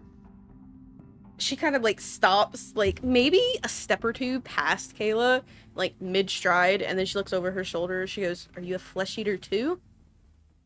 Yes, that's part of my problem. I'm sorry. Yes. Oh, this is gonna cost so much more. Now you're really eating into business. She kind of turns to Yoko's voice and goes, "How much would it be for a beef leg?" I'm not going to ask you to give that for free. No. Pig carcass. Okay. Pig carcass, how much? Talk about price later. Okay.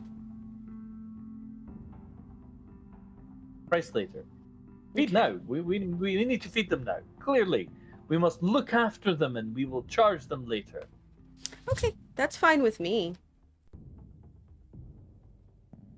So, This for way, context, when she speaks to Yoko, she is speaking in Mandarin, so... And when she's speaking to you, she's speaking back in Mandarin as well.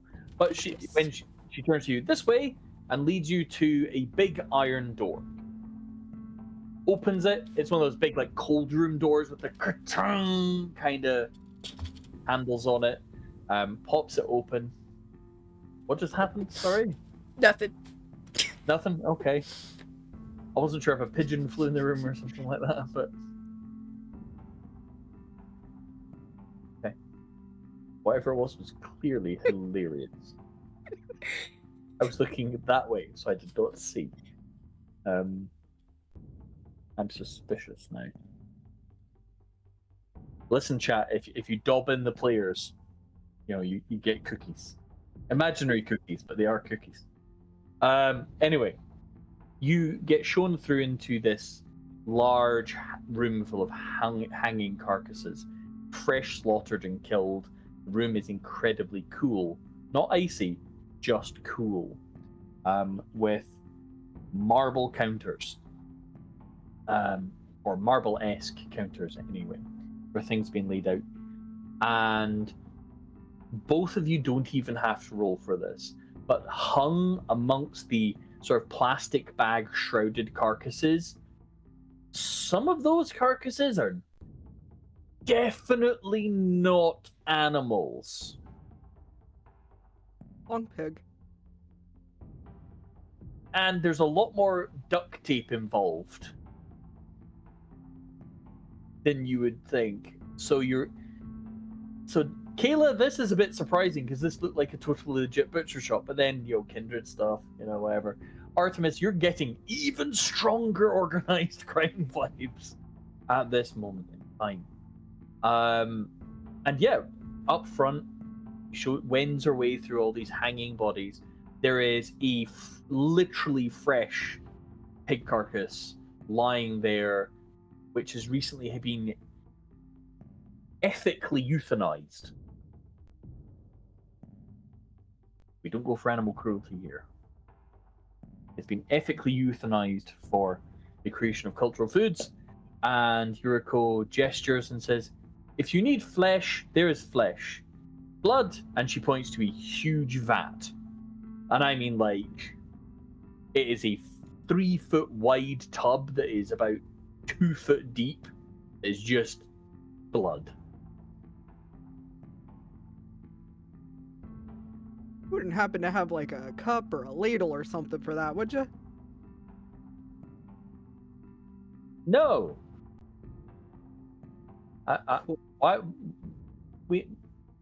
There's a tap, and she points, but the tub is on the floor. Are you sick too, Artemis? Not that I know of. Yeah, Yoko, go get a cup, because this one, and she kind of hopefully is pointing towards Kayla. Like, Kayla's actually 2 foot further away, but, roughly the right direction. The one that smells like bad bleach and ammonia, is sick. So.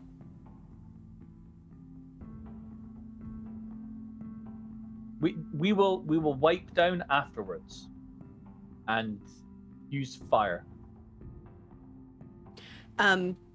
Yeah, just get them a cup. I don't want to risk everybody else getting sick. Okay. And she comes back after a couple of moments with a large metal ladle. I can work with that. Yep. Don't double dip. Thank you. Nope. We can eat here. You can take your pig out back and eat. You said Okay. you're sick and you were coughing near my feet. I will Okay. take it in the back. And you get your ladle and then walk. Like, we don't want you putting that ladle back near the blood. I eat and drink from here too. So, what Yuriko actually says is, lift the tub onto there, you Artemis. Like, lift the tub. Does so. Right. Just You have potence. It's not hard for you. Just like, right, clunk. And she points to the plastic tap. Like the drains that are on the bottom of these kind of buckets? The flippy taps? Yes, gotcha. the keg Yeah. tap. That's the word, keg tap. And all you do is guide the ladle and goes, see? Easy. Yes, I understand.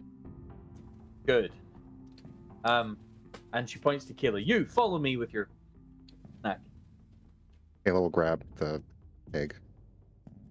And you end up in an alleyway, Kayla, that is really heavily sheltered. There's like loads of cover area bits that have been improvised, attached with various different attachments, and covered fences so nobody can actually see in. But it is very much like you can hear the drip of rain, the running of the drain pipes and the sewers, and a drain running through the middle with snakes of red that have occasionally made their way through in trash bins. And she sort of goes, "You may eat here," and then closes the door behind, leaving you alone in this narrow alleyway to feast. She doesn't have her teeth, so she's gonna have to break pieces off. Rip and Yeah. and- yeah. Conveniently is wet flesh, so it's not been hung to dry, etc. And you do carry doctory type implements with you, generally speaking. So sawing away at chunks is possible. Now, weirdly, for those who are watching, I'm about to ask Danica some questions out of character here because weirdly they seem to know these things. What did I Which do? shouldn't be a red flag. So, how many guinea pigs is a whole full-grown hog equivalent to? Depends on the size of the hog. I mean, big. This is like hoggity hog. Do you want like a small meat pig or a large meat pig? Large meat pig. Because when you don't have just blood points and when you're dealing with flesh points, we're now switching to the guinea pig standard unit of currency. Hold on.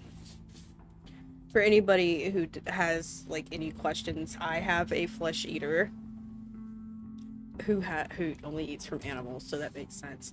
So the average size of a large meat pig is about 73 guinea pigs. Okay, so that is realistically then for 5 blood points worth, or 5 flesh points worth of pig. It is going to take you a while to choke that down.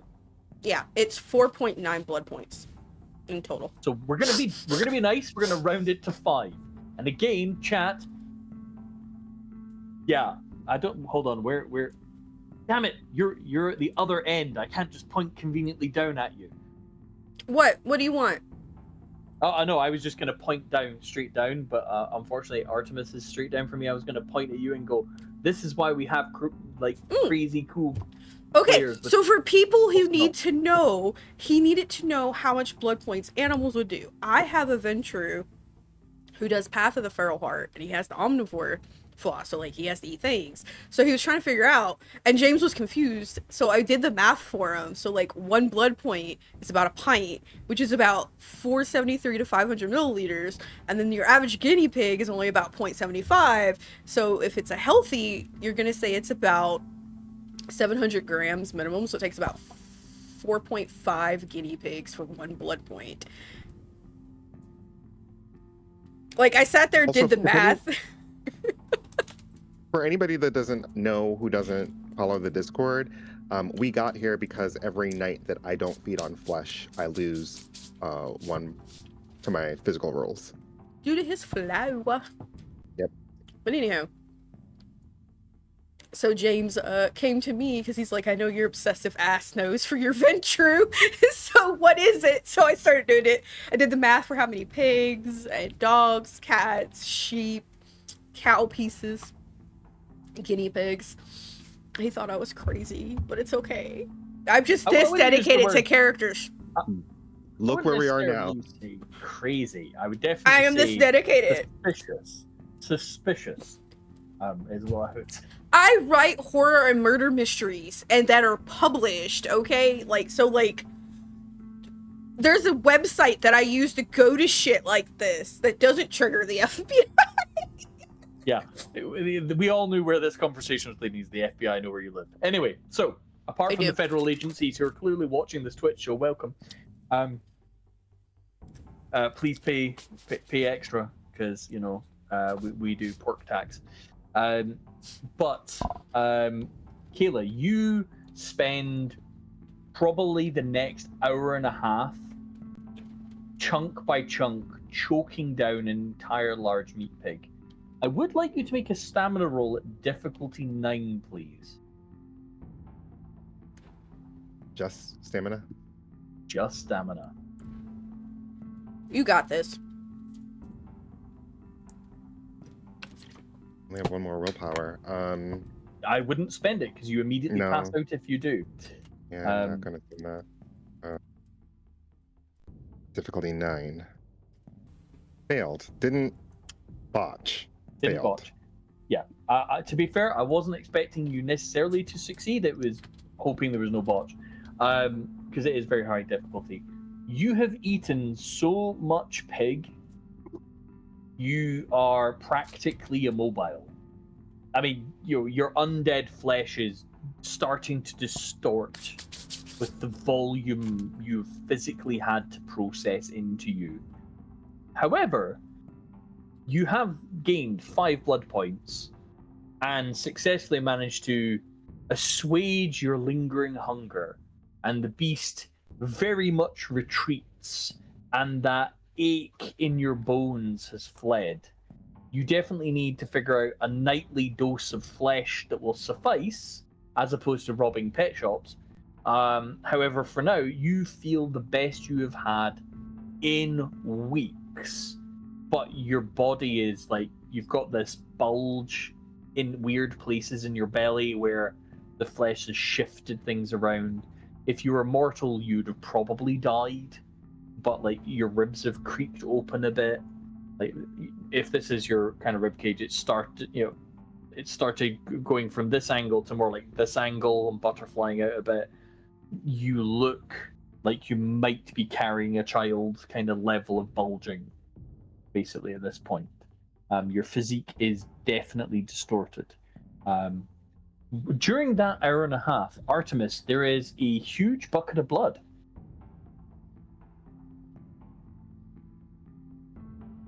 Does not double dip, but does use the little thingy. Spigot! There we go. There's that word. Yep. Does use the spigot to refill, but is being mindful of how much they actually need to take in as they go. Okay. So, how far? You're on 7 but can take 12? I'm at 8 now because of the redeem, Okay. but can take 12. Okay. It takes you about a half hour, but you manage to choke down about maybe half the bucket.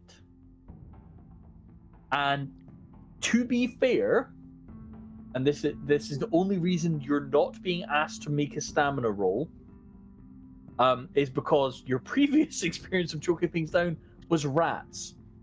So this feels like an upgrade. Like, this isn't tasting like wet rats. So while normally you would have turned your nose up and felt a bit nauseous eating this versus human, compared to eating rats like you had to do out of desperation the other day, feels way better.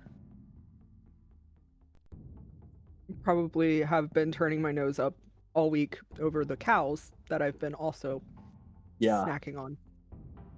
Yeah, so this is definitely also a lot less fuss than tipping a cow in a farmer's field. Like, running up and going, dunk, dunk, and then hoping nobody notices. I had to follow through with my Kentucky background.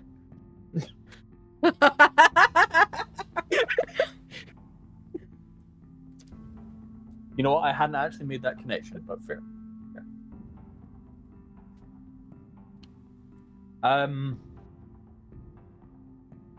So you do manage to tank up. Danica. Yes. Over this period of time, are you just hanging out with Yuriko and taking tea and? She's gonna take a cow leg out to Tristan, so that he could eat something. You know, not leave him without dinner. Let him have some num-nums. Tristan gives you the metaphysical thumbs up of dog appreciation. In that he just immediately tucks in. Other than she'll sit with her. Kind of like a light explanation about things now that she is getting to it. I don't know if you guys want to like listen to her do that. If not, it's cool. We could just like skip past it. But it's a light explanation of things. I don't want to take too much time from the other players. I'm sorry. Oh, that's fine. I'm fine with it. You're good. Yeah, it's fine. Yeah, we can spare the time. Go for it. Okie dokie. I guess it's time for everybody to know the dark secret. No.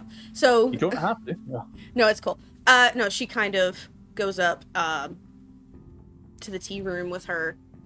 First things first is kind of like checking on her, like, hey, are you okay? Like, are you doing good? It's been like a week. I'm doing better. Yes, the medicine really helped. Okay. I think I owe an explanation now. I brought people in. I'm sorry. they didn't feel like family. They're as she- not. Yeah. Okay. But they're minions, like Chubby Boy.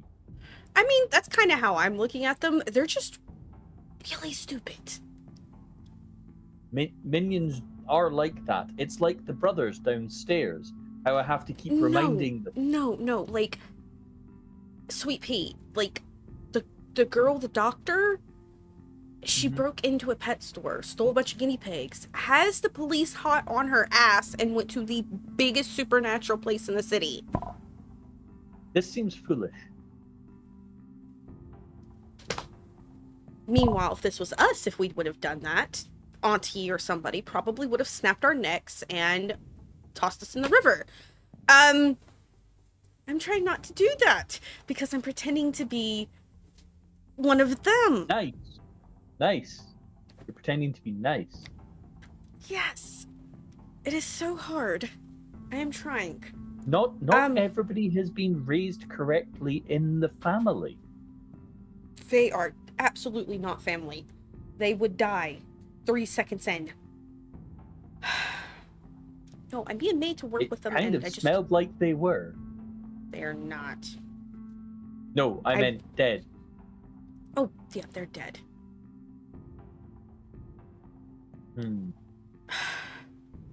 I need help. Should I feel this aggressive? No? Like, I want to... Are they trying to have the meeting with Chubby Boy? No, like, I feel then aggressive. No, you should not. No, then you should not feel angry. Like, I want to grab them and then just, like, rip them apart. And then, like, display their body parts as a warning to people. To be fair, I feel like that fairly often. Okay! So, I haven't gone crazy yet. Got it. No. Um, I feel that quite a lot about some of our messenger boys. Usually when they come back without the money. And they're not dead yet? No, we sent them back to get the money. Okay,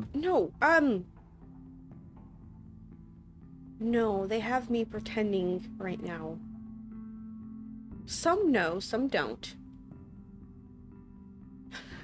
Could you do me a favor and look into something? I usually do. I can try. There's this vampire doctor office.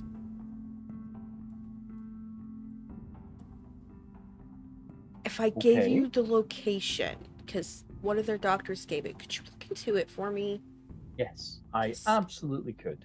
She will forward that information to Yuko, and then I also need you to keep an ear out. I know that you feed others that come and go who might be kindred, because pay well's pay well. Pick up what little information you can. There's a sickness, apparently. I will certainly look out for that. I may start using disposable containers for certain customers. I absolutely would. If anybody asks if you know me, including others like us, just a gangrel. Gangrel. I'm glad I'm not the one that says so. Yes, the wolfie bites, the raccoons, the squirrels. Apparently they can change into a lot of things. I like raccoons. Yes. They're like small pandas. But yes. They don't know that I'm not, so they don't know. I don't know them, don't trust them. If they figure things out... Oh, then we kill them? Yes. Okay, we take their heads. Yes. No, I don't know them, don't trust them. I've only known them 2 weeks, and I've talked to them twice. And neither one of them seems to listen. So, Perhaps they need to go to the karaoke bar. oh no, I was gonna take them to the fight pits, and we're gonna get out our frustrations. I was using a euphemism. What's that? I was being literal. I was alluding to teaching them a lesson. I was calling it the. Never mind. Okay. Can you please start spreading rumors that I did not beat the Archon? What's an Archon?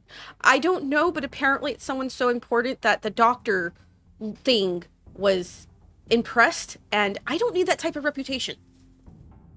Okay, so we should spread a rumor that you are not dangerous. Yes. Yes. This is an unusual request. I will try. Trapdoor. Yep. Player note. Please remind me of all the things you've got asked you. your code to do I in got you. downtime. I am got you. not going to remember. I got you. No, it's fine. I got you. No problem. Okay. So. And then she'll An go hour and back a half down of- when everybody's done. Yeah, an hour and a half has passed. Artemis, you are full and bacony. You do feel like you maybe smell a bit different right now, but such is life. And Kayla, for the first time in a while, you actually don't feel absolutely terrible. You feel exhausted, but not just physically drained. It is just mentally drained at this point with the willpower aspect. And you rally back up in the downstairs room with the brothers, and How does everybody feel? Better, thank you. Okay, great. Oh, you have a little food baby. That's really cute. How do you feel, Depresso Espresso? You smell like a cop. Great. That's unfortunate, and I'm gonna need a shower over it. Okay, so great. You guys ready for a girls' night out? Okay. We're being girls? Yes. Are you not a girl? You sound like a girl. I'm blind. I'm I'm a little bit of everything. I know. I don't mind. What are you? That's a really complex question. I was born both, but mostly a You're queen intersex. as a girl. Okay. Do you Yeah, have something you yeah. prefer me? I'm an asshole and I will stake and rip Use your head all. off, but we're not doing. We're being girls, so use all. Okay, You girls. can use she now. Yeah, we're being What girls about tonight, you, so please doctor? use she. He works. Okay. I'm a dick and I will snap your nice head off, but we're not that level of dick. Okay, cool. We're gonna go out. I'm gonna take you guys to a really great place. It is a really fun place to be at. And we're going to work on our relationship as a coterie in the only way that Papa Wolf has taught me. So we're gonna have fun. You guys ready? Where are we going? An amazing place. It's team building exercises as the Am I driving Ventru. us? No, we can walk there. Mr. McManus would call it team building exercises.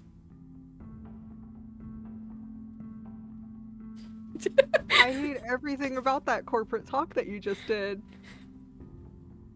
And it's like the most innocent, sweet smile ever on her face, despite the fact, yeah, this girl knows what is clearly organized crime, has threatened to kill you like 20 times, and has a wolf as a companion. The last time Danica was excited, from what Kayla remembers, it was when Danica offered to drive the car. So Kayla is ready. Kayla, I'm going to award you 1 willpower. I'm just instinctively, as a scientist, going, fuck this, I'm so curious, it's unbelievable, I am going. Right? Perfect. Like, completely justified. Consequences. Fuck consequences. A blind girl can drive a car like an escape driver. and now she's taking us somewhere. And unfortunately, I just got a low battery warning on my headset for some freaking reason when I shouldn't do. So 2 Low seconds. battery. Yes, I got Low the light battery. low. Yes. Thank you Anywho, for I'm gonna the take. ASMR. I'm gonna take them to Danica's favorite spot. So she's gonna lead you guys to like the deeper end of Chinatown. Artemis, this should seem really familiar to you really fucking fast. As Great, work. you brought me to work. Yes, you work here? I do. I saw an amazing show actually here. What show did you see? I don't think we should What talk about it. show But I do have a did you feeling see? you're going to kick my Yes. ass. Yes, probably. Kayla steps back a bit from between them.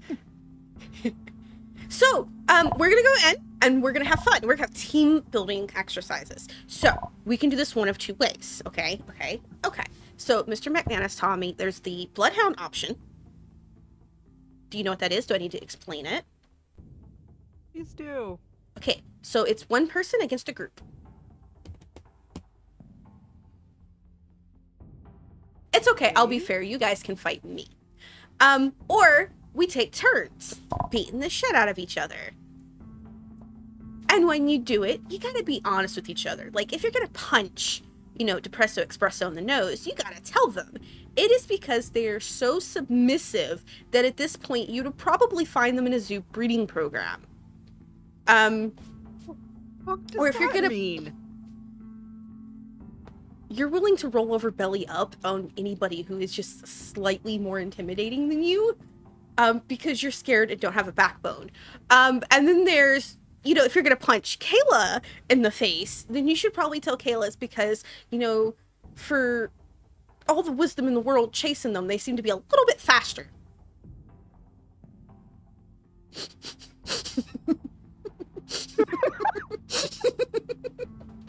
Kayla will cough for a second and just say, okay, so we fight each other then?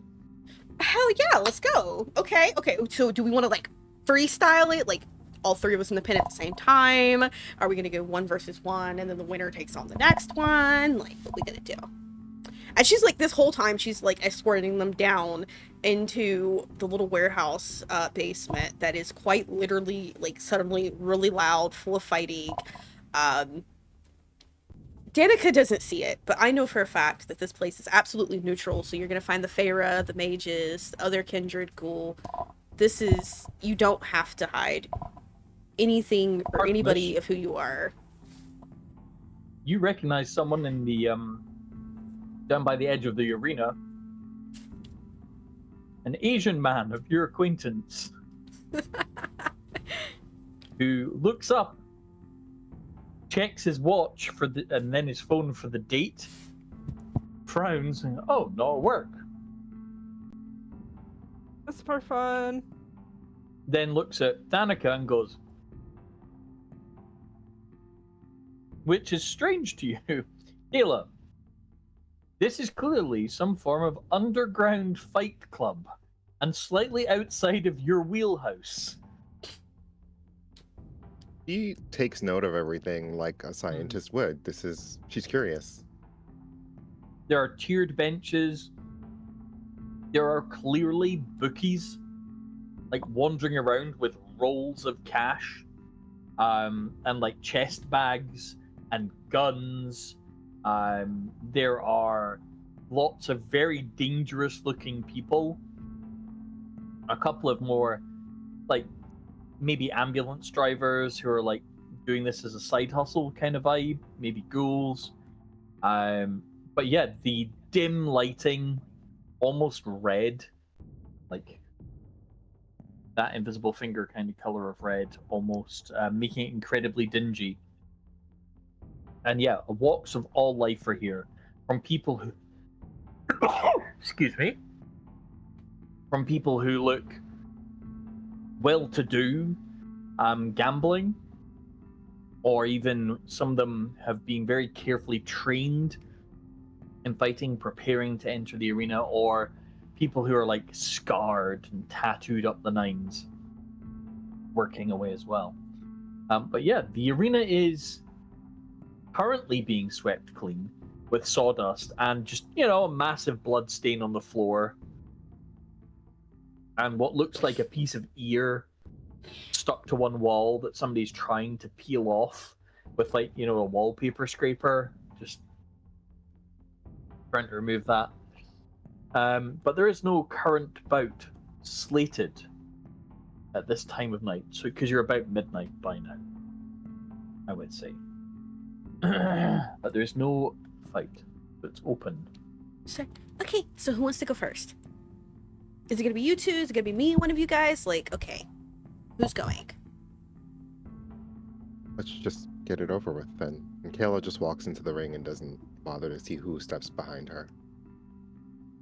She takes off her hoodie. She's like, "You Artemis, me?" Like, You know, you want to rock, paper, scissors it? I feel like we both have enough aggression that we need to get out. I mean, if you want to go, by all means, I'll sit here with Puppy and pat him. Well, you said that it was about getting our aggression out and all of our Are you statements being out and our feelings. indecisive? I'm not going to decide for you. Make a choice. Yeah, I'll go beat up nerds. Okay, go. I'll be right back. I really have to use the bathroom. Oh, good. So, Artemis, as you step down into the ring, and poor Danik is already there, Yoshiro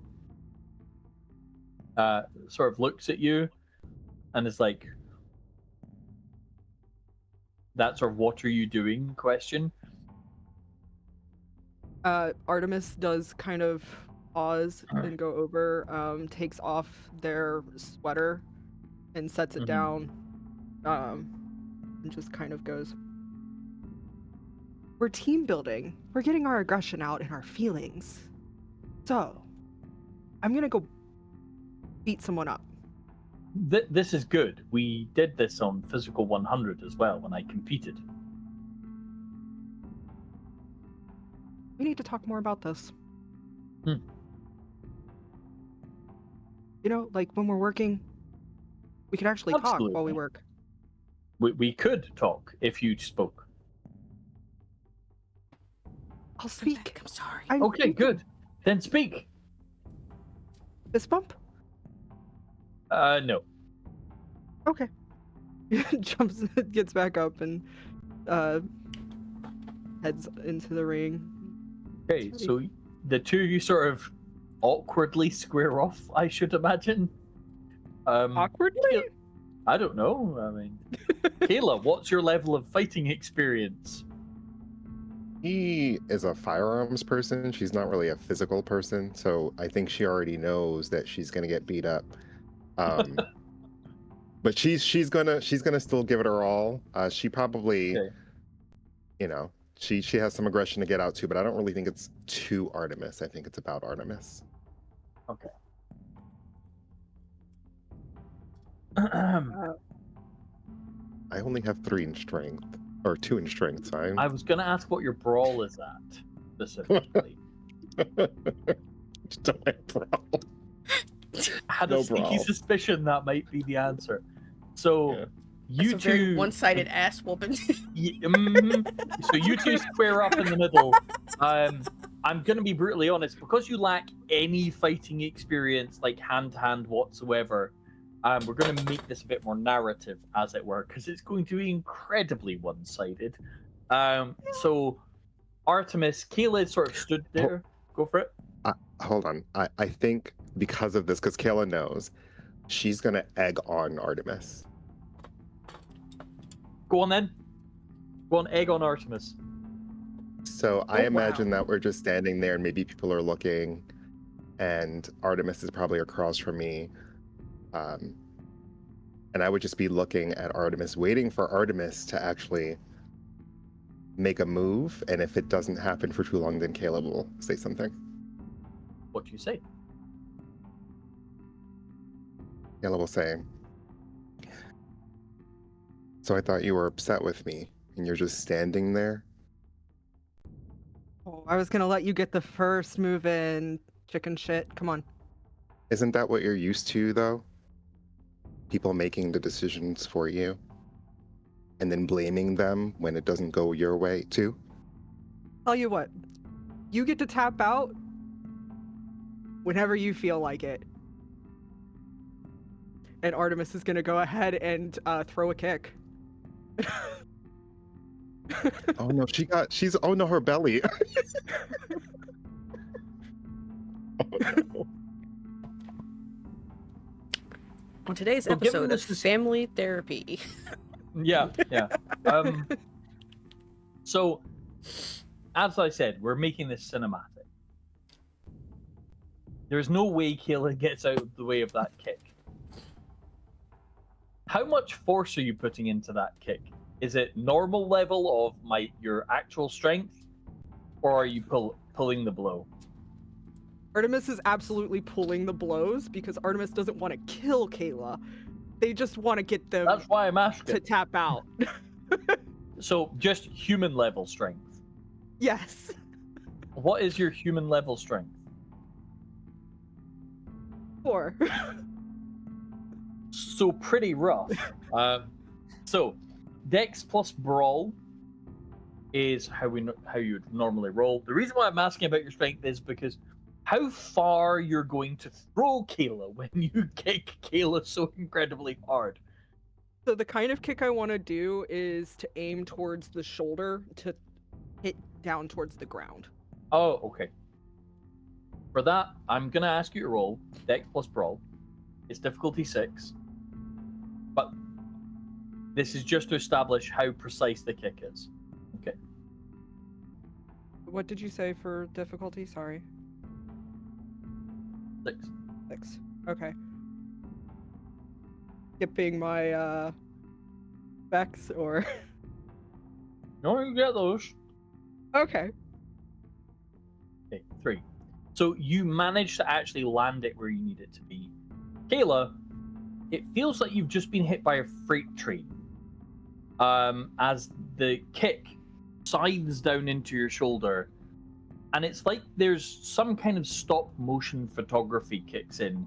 As one minute you're stood facing Artemis, the next minute you are bouncing off of the ground, face first, sort of doo-doo-dum. And there is a horrible rumble inside. Make a stamina roll at difficulty 7, please. Okay.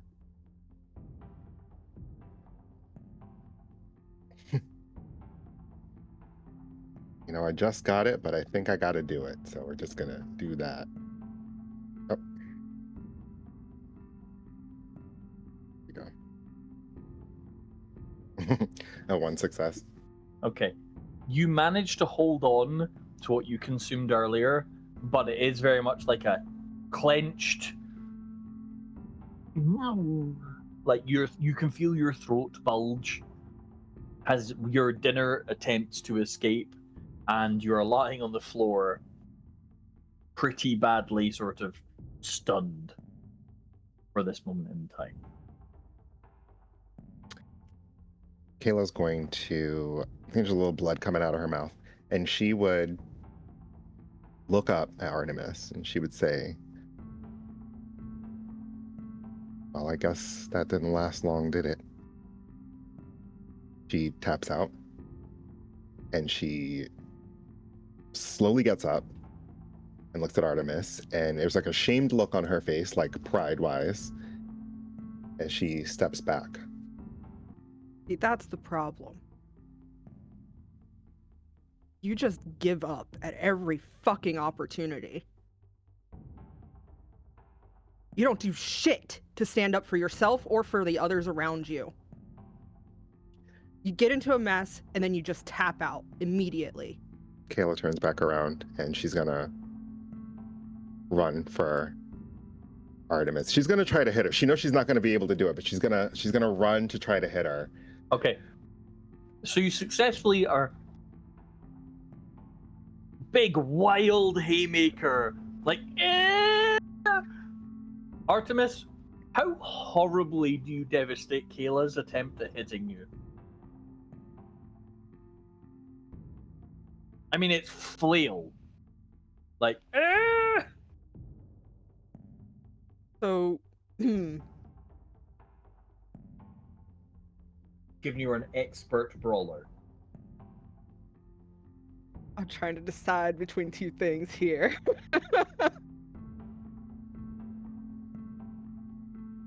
We're gonna While you do a good decide. old... Oh, go for it. Okay. No, if you're ready to Thank you. decide, great. I'm taking you down to the ground again. Oh, armbar? Let's go with that. I was gonna do a Yeah. good old leg sweep. Oh, right. But No, an yeah. armbar works too. Yeah. So that arm that you're flailing at Artemis suddenly becomes something Artemis is holding on to, and very quickly you find yourself on the ground, and like her legs are around your neck and your shoulders, and your arm is trying to bend in directions that don't really exist. For a moment, Kayla thinks about using powers since this is a safe space, and decides to use.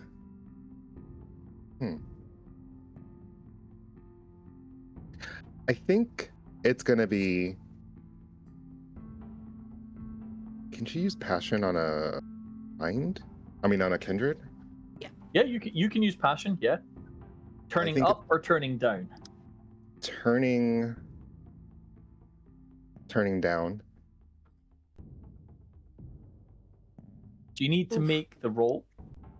Ugh. We have a resident Malkavian expert in the room. It's depending on their and- path of humanity or current willpower, I believe. Oh, I don't have empathy though. Empathy You is can one of still the ones roll you it, can you use. just- Yeah. Yeah, So it's just your roll the crap at it. manipulation then? Yes. Yeah, but Artemis, what is your current Willpower, I humanity- believe. willpower? Sorry, current willpower. Importantly, not your permanent willpower. Wait, no, it's passion. Yeah. Yeah. Path rating. Path rating, which I believe is 2 or 3 6. right now. 6. No, because it got fixed. 6. Oh, did it? Right. Okay. So path rating 6. So it's your manipulation at difficulty 6. Kayla. And then Okay. Artemis needs to explain what their biggest, heaviest emotion is at the moment. By the Yeah. way, I hope you We'll don't roll botch. first. If you Yeah, botch, don't it does botch. if you botch, it does the opposite and cranks that bitch to max. Yeah. I mean, no. I You don't got have any more this. willpower. So. Ooh, 2 successes. Yes. Oof. So for the next couple of hours, I believe 15 minutes. 15 minutes. Okay. So for Hour. the next Hour. 15 minutes. 1 hour. Artemis, what is your currently strongest emotion? I'm gonna go with it may seem like it's, I think deep down it's a rage. It's not just anger that they're showing outwards, it's an actual rage inside. So frenzy. Because it's Yeah. it's yeah. So you It's a suddenly find rage. that rage just bottoms out. Like it is into it's like poof, and suddenly you're like woo. Whether that is for other reasons or not, hard to tell. Maybe it's because you just bodied the ever-loving shit out of Kayla twice in a row, literally bouncing her off the concrete floor. Who knows? But you certainly don't feel like that burning pit in your stomach just now. So she's gonna reach out and gently tap Kayla's face twice and go, "You can tap out now. I'm good." And let go. While this has been going on, before Kayla taps out, because that's the common sense thing to do, to be fair, Danica, who are you having a chat to while these two are having a clubberoonie? You're on mute. Of course I am. The person who that Artemis was talking to, like she heard something Okay. about work and then not work. It's fun time. So like she's just kind of trying to get some information, just kind of like, Yeah. hi, so they work here? Hello, he says in pretty good English. I've put the full picture in above game chat. Okay. Um, Okay. and he says, "My name is Yoshiro. What is yours?" I asked a question. It's really rude. This is a Yes, business you thing didn't. down here. You didn't introduce yourself. Very impolite. Well, no. Fighting pits, we can choose whether or not we give names. As you wish. Your friend has done work here, yes. It's like a crinkle of her face, kind of like when you said friend. Just, I didn't know that. What do they do? Like, are they one of the fighters? No, Oh, okay. clean toilets. Oh, a janitor. That makes a lot of sense for a piece of shit like that. Carry things. They are not very good at fighting. I thought. Oh no, Above this game is reference to a respec recently. yeah. No, this is family therapy. They need to get their shit out. I'm tired of having to treat them like children. So. This is good. Getting the baggage out is always a good step. Yes. There's jobs here?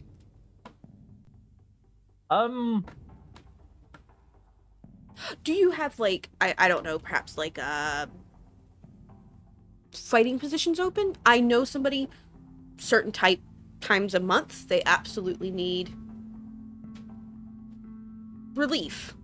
It is less of a job and more they can come and fight and wager, as long as they can wager on themselves, as long as it is to win, not to lose, because obviously we do not encourage fixing matches. You know what? Okay, fair enough. How neutral is this place? Completely. Okay, got you. Just making All sure. are welcome. Okay. I like. So, No, question: what do you do? Say, I'm blind, so it doesn't really affect me. You know, like when the shifters do their whole shift thing. What is your in place, kind of safety nets for those who wish to fight in said form with, the other people that could possibly be around? that they tell us beforehand. So, like, no. Do they have certain areas for that? Does certain pits get locked down? So now So it doesn't they're shifting. panic anyone. Yes. Right. Yes. Yes. We have a concrete room. Oh, perfect. Awesome. Are you guys open every night? Do you guys Every have day couple of nights. openings? We do sometimes, but it's less popular. Well, I'm asking specifically because I do have some friends who are more of the day walking type. Yeah, so it's kind of mixy match whether they could do. Okay. I like it here. Do you guys have like a certain way that you get like information out to everybody? Like, hey, it's going to be open XYZ day, or? Yes, we have a very secured communications. Is there a way I can system. get involved in that? I honestly enjoyed kind of fighting here. And I would just like to be able to come again. Is that okay? I would imagine. So the person you need to speak to is Suki. Suki. Why does that name sound familiar? You know what? I probably don't even know. Suki Buse. If you go to Joe's Coffee, she usually strikes deals there. Okay, I got you. Thank you. Just Yes. if you see a sort of half-dressed, if you encounter someone who sounds Scottish and grumpy and like a performer, very arrogant, be careful. Why? Oh, he tries to take advantage of naive people and con them into doing things. I'm not no naive little girl. Daddy didn't raise no bitch. Anywho, so if you excuse me, I'm going to go watch. Actually, I'm gonna go kick some ass. Kate, can I leave my dog here with you? I don't trust anybody else not taking him. As he looks down and goes, that looks an awful lot like a wolf. Oh, wolf dog. He's like 60%. Not 99%? No, he's about 60. The other half is Malamute. So not bear. No, not bear. Not yet. I'm talking to the Zemi, though, about that, so. Okay. I will watch your dog. Thank you. She kind of like pats his head and goes, Tristan, stay like a good boy. I just like really soft pats. And she'll go. Like the dog ate the sourest candy in the world. Which is punctuated by the sound of Danica bouncing off the floor for the second. Not Danica. Kayla bouncing off the floor for the second time. Anyhow, I'm gonna go jump in the pit. Excuse me. And she kind of does. She just kind of like very happily in her, you know, fucking high heels like this, you know, their little chains Prancy, dangling. prancy, prance. Yes. Yeah. And then off and over into the pit. Okay. Kayla, I take it you crawl your way to safety having tapped out. Yep. Yeah. A couple of more ordinary people do help you to a seated position, seeing that how, like, your stomach is doing like that kind of motions, and they're like, and here's a big yellow bucket, and letting you watch. But Artemis, you see Danica hop into the ring with you. She doesn't even stop. She charges straight forward with a full swing as hard as she can. Like, there's in the pit and then just full fucking swing. I'm gonna try and roll out of that way. Roll! I'm- Yay, dodge it! Hold on. First of all, I think we're since this evenly is- matched. Yeah, so I think we may actually need to run this combat a little bit. Let's here. go. Let's go, bitch. Right, Let's so go, roll bitch. We're gonna use the combat guide that we already got, right? Okay. Roll a d10 and add your wits plus dex, please. To So create a initiative. total number. Yes, roll initiative. Danica's Which gonna dice swing do on you that. guys use for that? Dice general 1d10. You could, if you can do /roll, and it'll give you the option to roll initiative, and then you just add your wits plus dex in, and it'll roll the d10 for you automatically. Okay, the initial roll. Yes.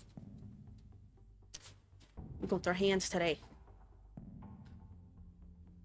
For context, to anybody watching, this was absolutely agreed above character first for us to throw hands on this side.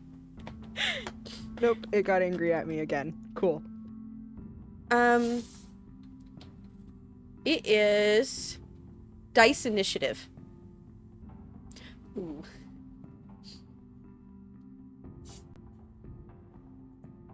Uh, 13 initiative. And a 6. Okay, so that means Artemis, you have to declare first.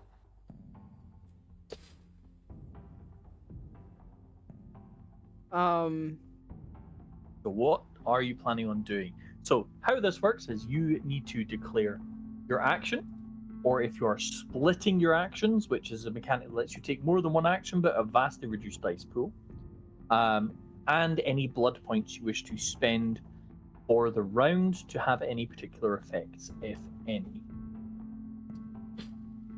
Okay. Question. Artemis sees them immediately charge in. Yes. Hard Like, to she miss. is running, like, full fist back. Like, It looks like Haley No. Comet in a blue dress is coming at you. Now we will do the leg sweep of dropping down and sweeping a leg. Sweep the leg! Ha-cha! Okay, so, in which case, you're declaring going for a leg sweep.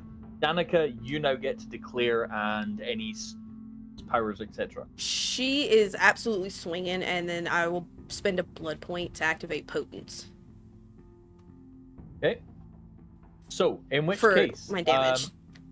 So when I you get there. resolve first because Yes. you're quicker than Artemis. So Artemis, as you're sort of starting to drop to do the leg sweep, unfortunately Danica is coming in to bop you one in the face. So go, Danica, go. Dex plus Brawl, difficulty 6. 5 successes. Oh, and you're not dodging, Artemis, so that's a base damage before anything else. So 4 Okie dokie. So plus your strength. 4, 5, 6, 26 with my modifier for my potence. Potence, which is 1 automatic success. What did I hit? Oh, never mind. 2 automatic All I successes. saw was the lighting on your face change, and I was like, "Oh my god, what did she do?" It was like a lightning strike. Anyway, sorry. What did you end up?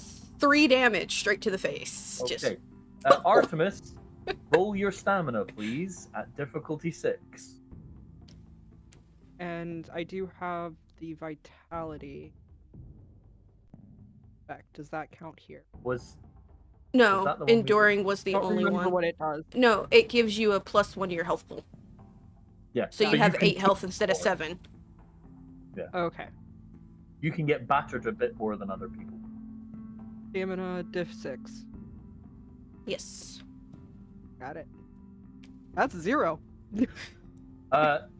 So you take 3 bashing damage to the face, as Danica's fist connects unerringly with your chops as you slide down to continue your leg sweep at what would your dice pool now be? Because I believe it goes, because of your extra health level, it goes 0, 0, -1.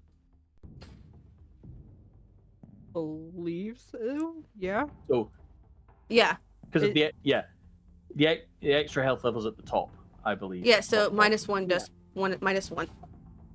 So you can make your brawl attempt, so your sweep, but it would be at -1 dice, and this is where, if I was sensible, I would have already opened the Excel thing that I made specifically for this. Look up sweep, right? Because It's sweep Dex is and- It's Dex and Brawl versus the opponent's Dex and Athletics to keep standing. If Yep, there they we go. knock them down, then it's your strength is damaged. Like your raw strength is damaged.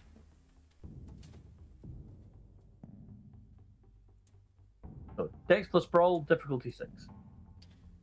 And I'll get ready to And could stand I up. throw dirty fighting into that? I think on a leg sweep, I think dirty fighting can be your an agreed speciality. Yes. The leg sweep might be a bit more of a knee sweep, like I'm taking out your kneecap kind of dirty fighting.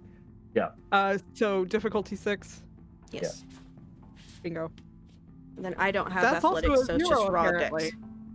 Huh? Because the and then- dice bot said all those successes suck.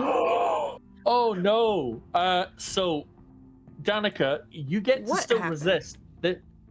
So an utter Oh. failure from Artemis, but you still get to make the resistance roll. This may end up funny. 3 successes. So hold on, I'm gonna going to hopscotch right the fuck over her leg sweep and then automatically go into the next round by putting my foot, since I'm hopping in the air, straight to her fucking face. I had a sneaking suspicion. What's interesting rope. though is I had previously built an extreme differential of success table in case shit like this started happening. No! We were just no! slightly off of it. No, so it's like kind of like jump rope. Like she hears the Yeah. sound of the beads and everything. On top of that, I'm also gonna spend 2 blood points for 2 extra actions. So I'm practically gonna Right. bicycle kick her in the face. So, 2 Celerity! seconds, 2 seconds. Artemis needs to declare first. So Artemis, with her punch to the face and your leg sweep, clearly misses as Danica just hops over you. Yeah. What's the plan?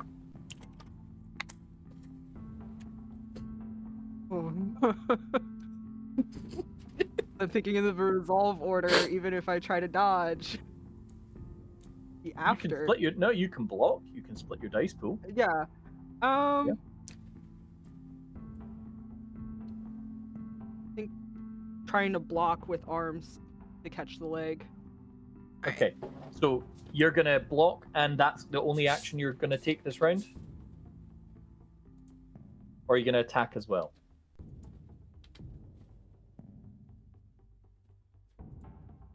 Yeah, let's split it. So Try to that- block and then try to throw a swing. So what that will end up being is Dex plus Brawl for both, but it will end up dividing your pool by 2. So just remember that when we come to resolving your actions. So Danica, however, you now declare, and I think you're going to be declaring a fair few more actions than she will. Yes. be.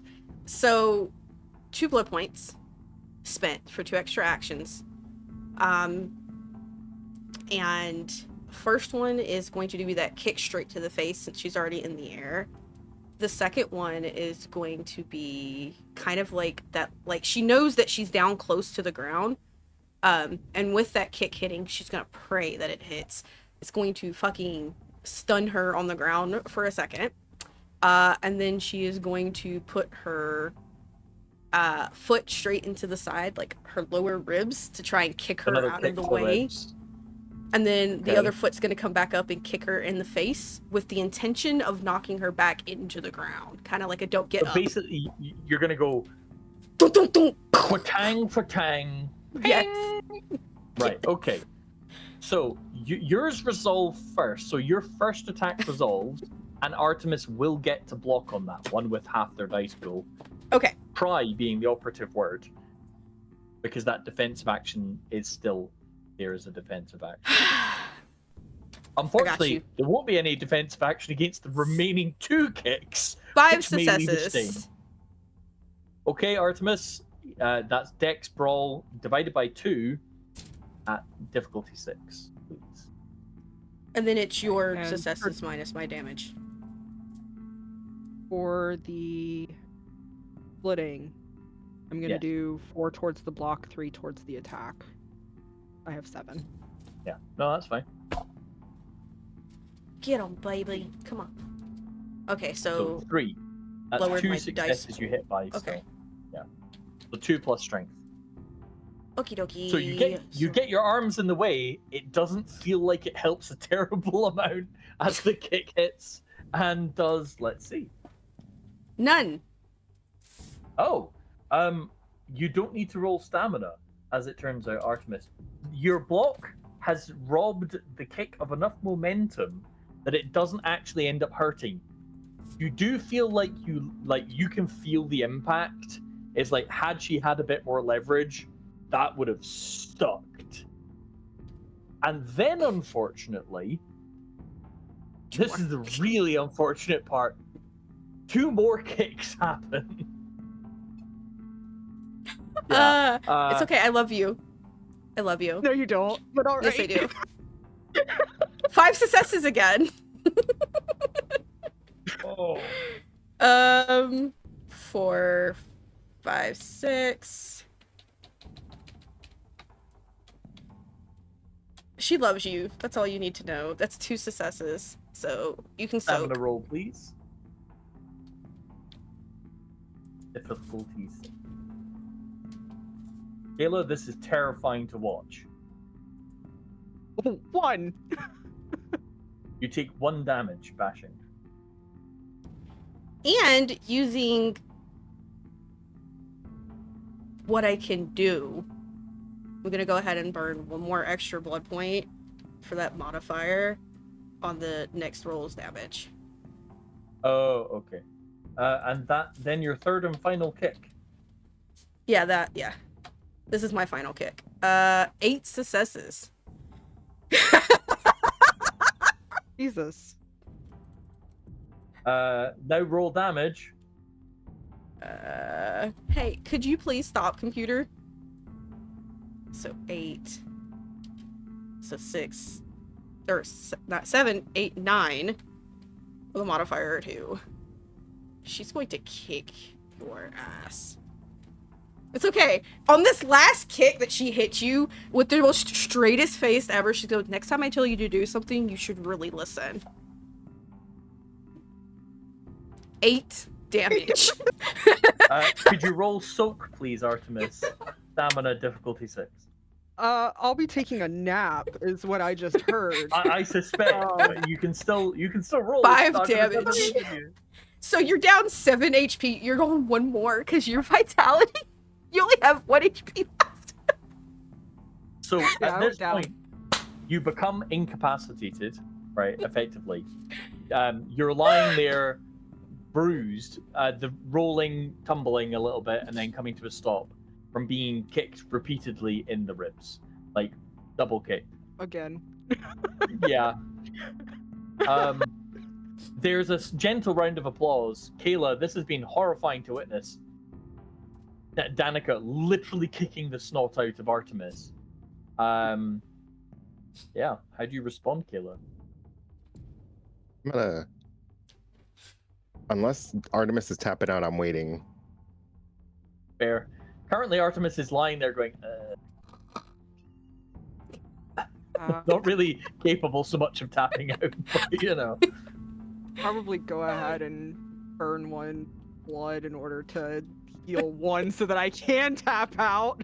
Yeah, you're Just like, last "Heal!" time. Well, Yeah. nope, I know this routine. Yeah. And yes, you Danica see Artemis tapping out after healing a little bit. Well, no, you hear. You hear There it? you You hear vision it. It's I your hear vision daredevil in it. your brain. You hear vision it. You hear eyes. Your eyes hear.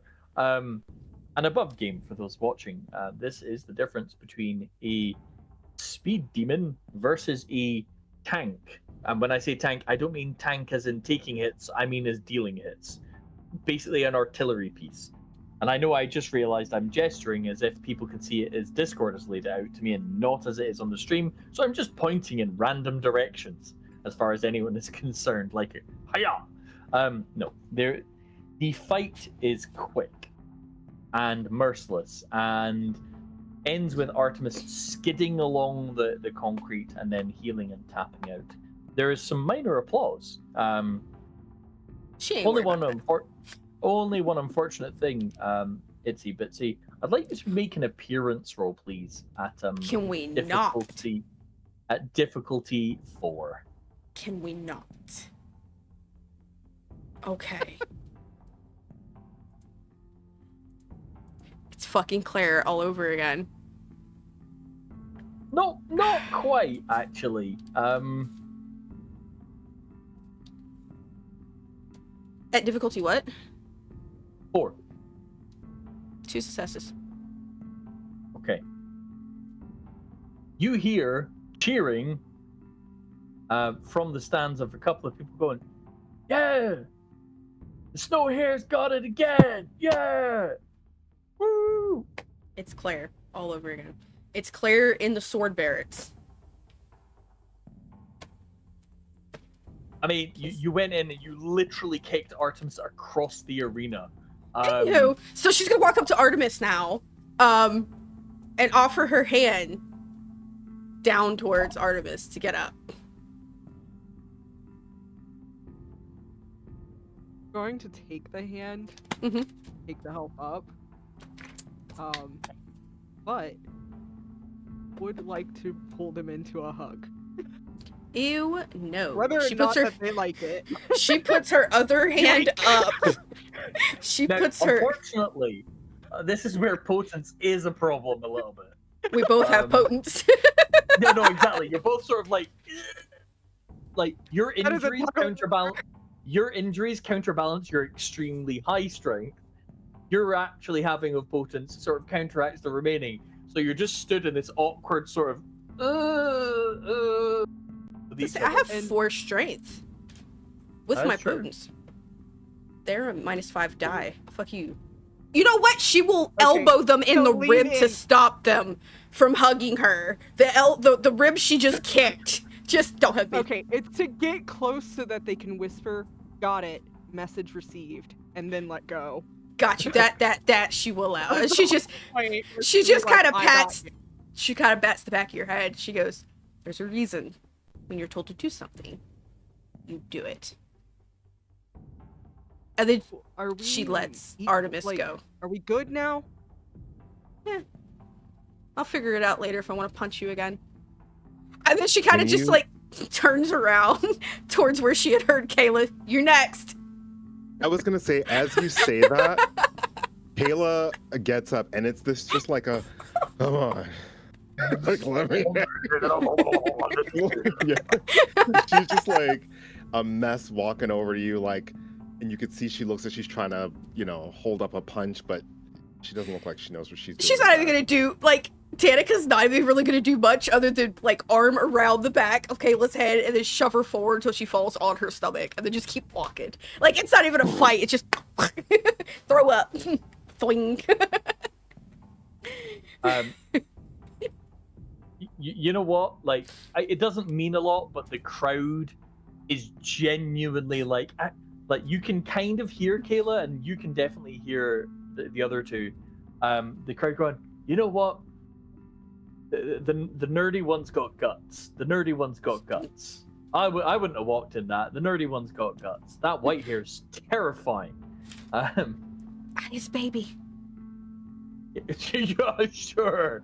I mean, yeah, sure, but also, but no, Kayla, you actually can hear slight murmurings of like, it took a lot of balls after getting your ass handed to you to walk into getting your ass handed to you much more clearly a second time.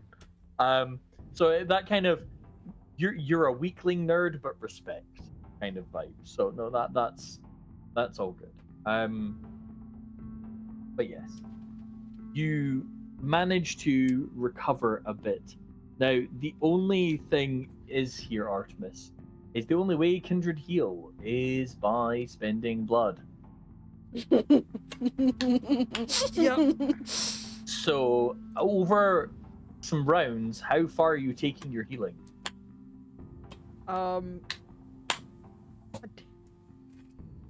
Just hurt. Do you need some blood? Going to after healing. So She just, Artemis is going to focus she kind on of, like- getting up the bruised. She's going to feed blood to Artemis. No biting, it's a slit. She goes, I can't bond, I can't do that. Kayla, You have my word. Kayla's gonna weakly say, "Wait, get a cup.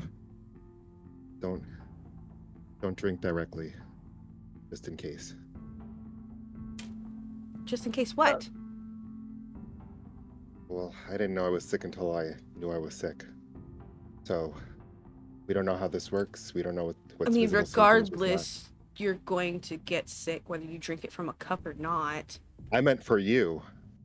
Oh, no, she's holding it above her mouth. She's not letting anybody touch her. It's kind of like she slit her own wrist with her nail and is. Yeah. So Artemis, are you healing up how many levels? I'm To gonna get the go. That is Four. 4 now. Yeah. So over 4 rounds, you burn 4 blood points, dropping back to, I believe, 8. No, lower, because you used potent. So... No, I never burned any blood. Oh, No, okay. I used potent. Yeah, that's true. It was. Sorry, I got the crossover there. So yeah, you're back down to 8, and then Danica, how many blood points are you offering over? 5. Over You can tell her when to stop, like, Yeah, but 5 is what she is offering. Oh, well, then in that case, heal past bruised. Right, so you heal past bruised, and you spend quite a while chugging the pouring vitae coming out of Danica.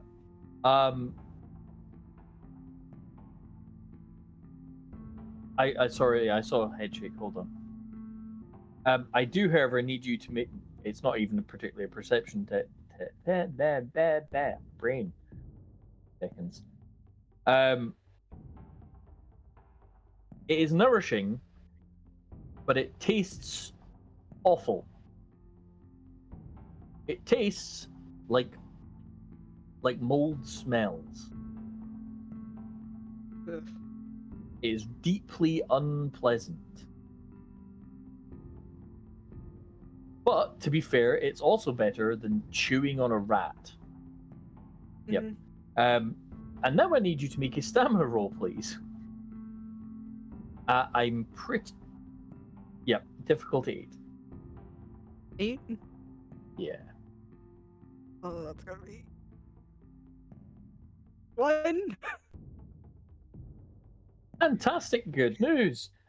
You find yourself really oddly lethargic. Like it's hard to move. Like you feel really sluggish. The fuck is wrong with you? That's me. That's rude. No, I mean, like, I don't feel so great. The Oh, hell? well, you just severely used a lot of blood to heal, and then you just drank a mass amount. Like, you went from low to max to low to max. That's not normal for a kindred. Do. You're like, like a roller coaster. You'll be fine. You just gotta walk up. You'll be fine. I don't want to press or anything, but like, anybody told you that you... No, never mind, that's rude. Never mind. Told what? You don't taste very great. Oh, yeah, I've been told that. Okay. Something like mold or something. Yeah. Yeah. Are you guys helping each other out of the sort of arena to a more private-y area or away home? I mean, she feeds and then kind of just walks off. So She got insulted. Eventually, Artemis, you start to, I wouldn't use the words feel better. You feel mobile-ish, but like staggering. Like you need Kayla to support you right now. Like your limbs are stubborn. They won't move right. Your fingers are achy and stiff. Kayla doesn't think twice about it. She just goes to do it instinctively. I probably saw Artemis stumble once or twice. And you stumble along. There is a moment, Artemis, where it gets even more awkward when like your lungs lock up for a minute. Conveniently, you don't need to breathe, which is very helpful. However, it becomes incredibly hard to speak for a moment, like you become a very tiny kettle. Until it uncramps again, and then it's like it moves to your left arm, and that sticks out straight in spasms. And, it's deeply unpleasant as it works its way through you. But eventually, the three of you manage to make it outside-ish, or at least She's gonna on the get periphery. her dog. Like, and then she's gonna look at the other two. So you guys want to go get your nails done? Yeah. Sure. Let's Awesome. go. There's probably blood dripping down her lashes. Like Kayla's like, Cool. You guys want to get your hair done too? Mine's a little messy. You gotta get it done. Sorry, 2 seconds. When Danica says it's messy and does this, you actually notice that, Artemis, some of your blood is in Danica's hair from when she kicked you so hard you went. So yes, she definitely needs her hair done. Yeah. I think Awesome. that getting your hair washed is good idea Perfect. right now. She's like petting the dog. She's like, we're gonna get your nails done too. Pretty bright red. You know what? Even better. We're gonna get them pretty bright silver. The dog does not look happy. But yeah, I take it you're going to give them an address to go to, Danica. Well, no, she's gonna straight walk them there. She's gonna go to the little Alright, okay. Chinese nail salon. I mean, had they're a not gonna be able to sneaking speak to him. So eventually, yeah, you two are led to this lovely small, like nail place, which has like all the lovely seating. It's quite empty at this time of night. Like one older woman who is having like really long nails put on, like really long pointy acrylics. And yeah, they're happy to accept your custom. They let you in. The other two of you will notice, despite your condition, that they don't seem to ask for money, which is interesting. But yeah, you get sat down. They get the mani-pedi stuff out. They're like bowls of warm water, which you can both feel. And That's- start, yeah, and start working on your nails. And in Danica's case, washing your hair. Yes. And they present you various colors. Kayla, you notice that they seem to be suggesting gold for you. Okay. She Yeah. will go with whatever they suggest. And short, pointed, sort of kite-like nails, so they're a bit more like a V cut, like that shape. Yeah. Lovely. Yes. Yeah. Yes. And for Artemis, they're very much going for shorter ones, but like metallic black kind of look. And they give a little demonstration with a magnet, and it moves the metal flake inside, so it takes on different sort of patterns. And then they talk to you, Danica, and go, what color nails does Auntie require? Oh, French manicure. I want them slightly pointed, and I want my middle finger on my left and my index on my right with pretty little white bows. As you wish, Auntie. Thank you. And they start doing said work. Oh, and do pretty, like, bright metallic silver on my puppy's nails, please.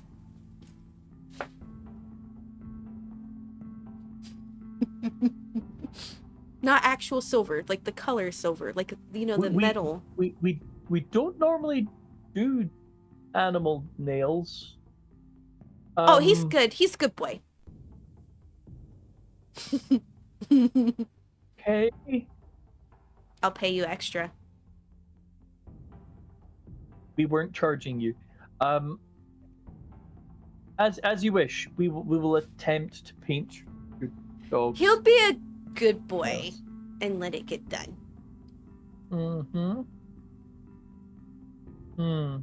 Okay. They assign the most junior nail technician. That poor person. That's so fucked up. The absolutely most junior one. Everyone else carefully stepped back away from volunteering for that job.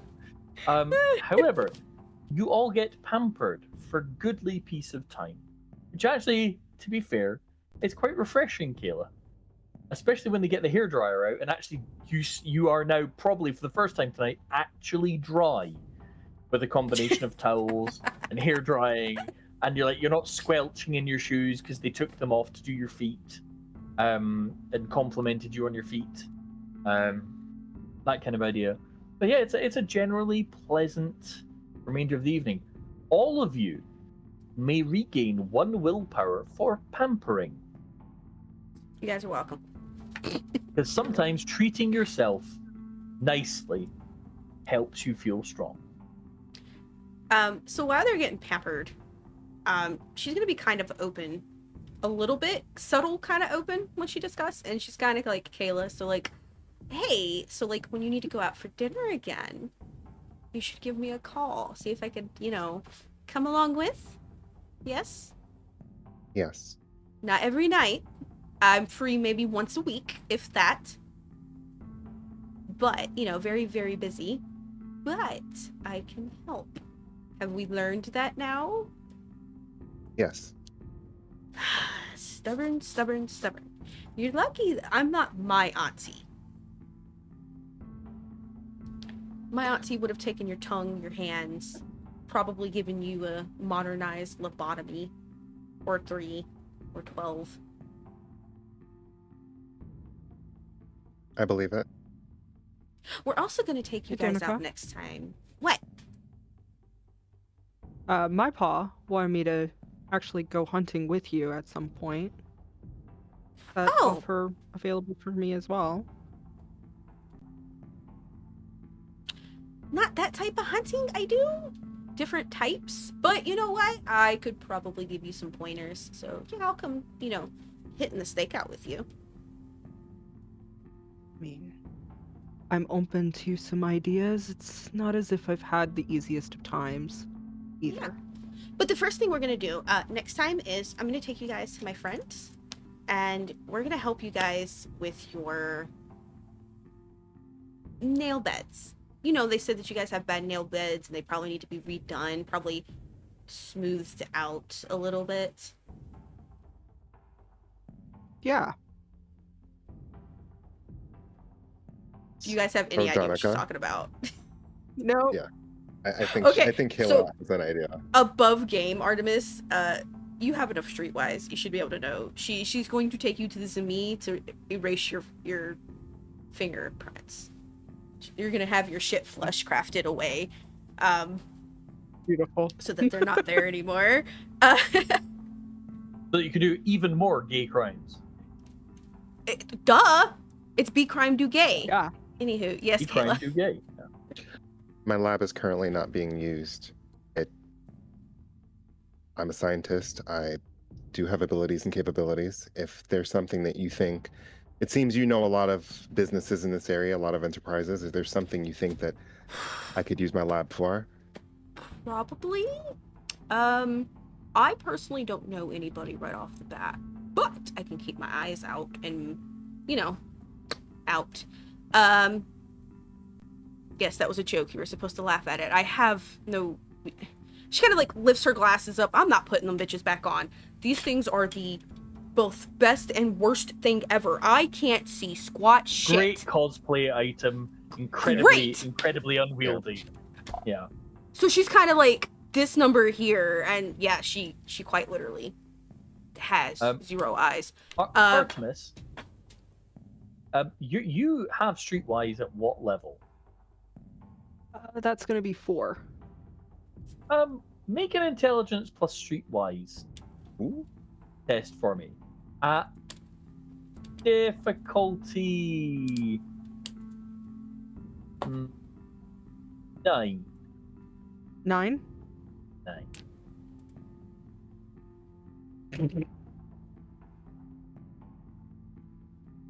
That's Never a good mind. old bot.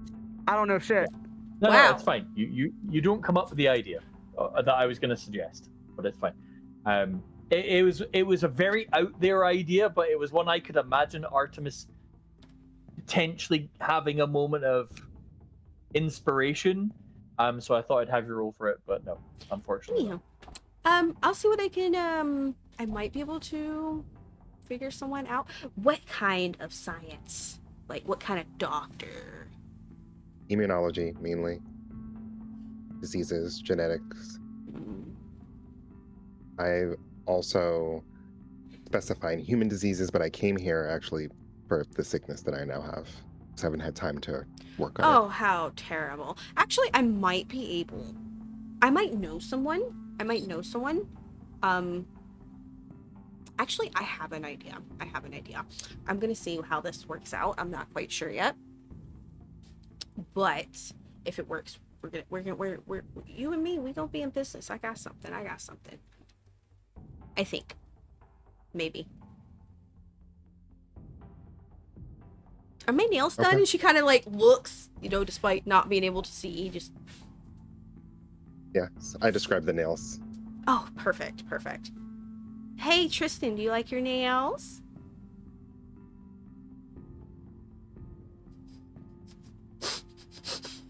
How is Tristan regarding both me and Artemis? Because I don't think that we've...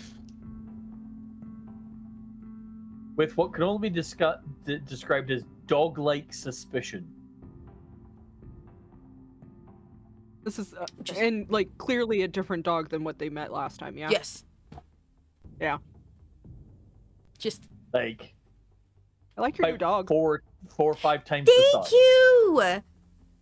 After last time, with the whole attack thing, yeah, turns out if you're guide dog attacks someone, even in self-defense, they can no longer be a service animal. So America's weird, because you would think, you know, That's wrong. yeah. No, apparently, No, your dog deserves a medal. right. But unfortunately, because it happened where it happened, nobody knows other than that. And it was described as something different that happened. And if it came between, I mean, they at least provided me with a new one. So, and he's good. And I still have Huntsman. Huntsman is at home, and he is currently living his best life in retirement, eating steak almost every night. Steak, quail eggs, duck necks. He's living his best life. Like, his retirement is good. I've had him since I was like 12 anyways. It's about that time. Tristan's just got to get used to me. He'll get used to me eventually. But yeah, it's okay. I'm gonna go get him a really big, pretty collar later. Like, pretty little tag that says Mommy's Tristan on it.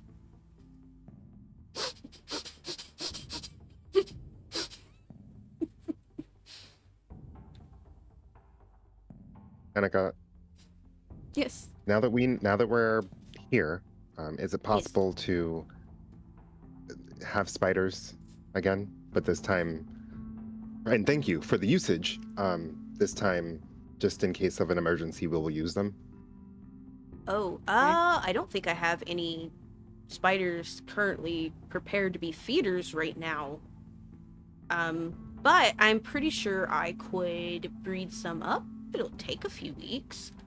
And depending on how large the clutches are.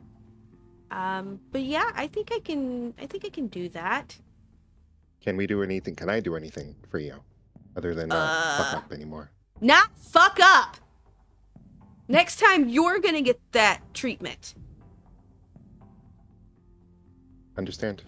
How's your face? Espresso, depresso? It feels like a face again. Okay. It's been what, like 45 minutes? An hour? That's a nice recovery time. With a boost, yeah.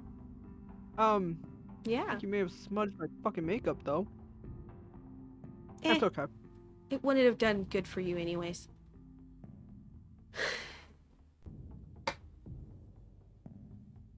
Wait, how Danica would know that is a bit of a mystery, to be fair.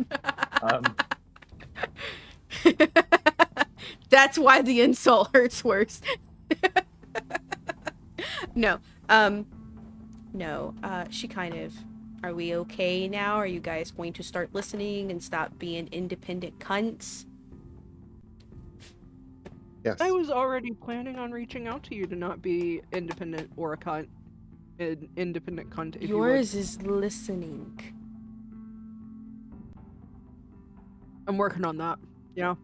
I think I listen a lot better now with the ringing in my ears. I would hope so. I unclogged them.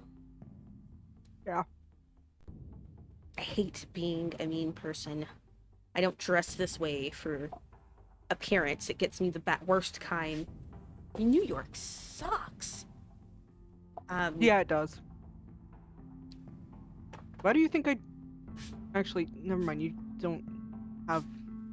Listen, I'm wearing all black, and people still act weird, so... Don't know. I know. Color, not a thing. I understand. Yeah, I don't know what that is. You guys have people willing to help you, and you're so insistent on being independent, and you're so insistent of doing everything yourself that you forget that sometimes you're not qualified for it. True. Do you realize how much help I've had to ask for to get where we've gotten tonight? Do you think I just had all of this? No. It took me weeks An to get this. insurmountable amount of health. You gotta ask for help.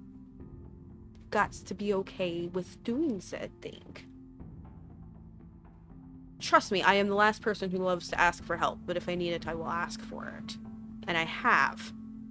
You guys met me tonight asking Zemi for help. Do I want to ask Zemi for help? No, I don't want to ask anybody for help. I want to believe I can do it by myself. I can't. For crying out loud, I walk around with a dog glued to my hip. A dog who I'm pretty sure is pretty pissed at me right now because I got his nails done. He'll be fine. I think this is the first time Kayla has realized that she has been pretty much like saying like a little bit of woe is me to this disabled person. Like There's a the whole entire time. time. Yeah. And she's Yes! going to say, I had a really embarrassing epiphany, and I'm not good with people, Danica. You are the last person I should be crying my woes to, I think, because you proceed, you continue, you're strong. Do you think I'm okay? No, but you keep going. Apologies. If you stop and give up like you're doing, look what starts happening. I've been Understand. this way since I was born. Do you know how annoying it was to learn how to walk on your own? Do you think I actually need the dog? I saw what you did in the garage. I don't think you really need much of anything, but I know that wasn't easy. No, that took what felt like a lifetime to be able to do it. And it required a lot of help from people I never wanted to ask help from. Do you know how many times I had to go to family members who'd rather have, quote unquote, aborted me to ask for help? Kayla's gonna have a moment where she thinks about her father and thinks about the training that she had and wonder why her training wasn't as physical as probably it should be.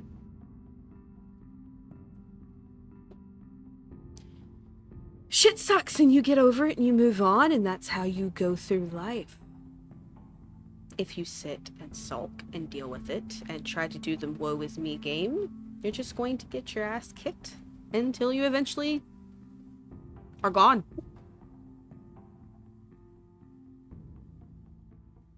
So, now what? Well, now, as discreet as possible, who needs help? And with what? What do you need help with? I heard your bracelets. And Artemis has like been absolutely silent Yes. while all of that was going on, literally going like deeper into their feelings, getting darker as it were, and has been playing with their bracelets.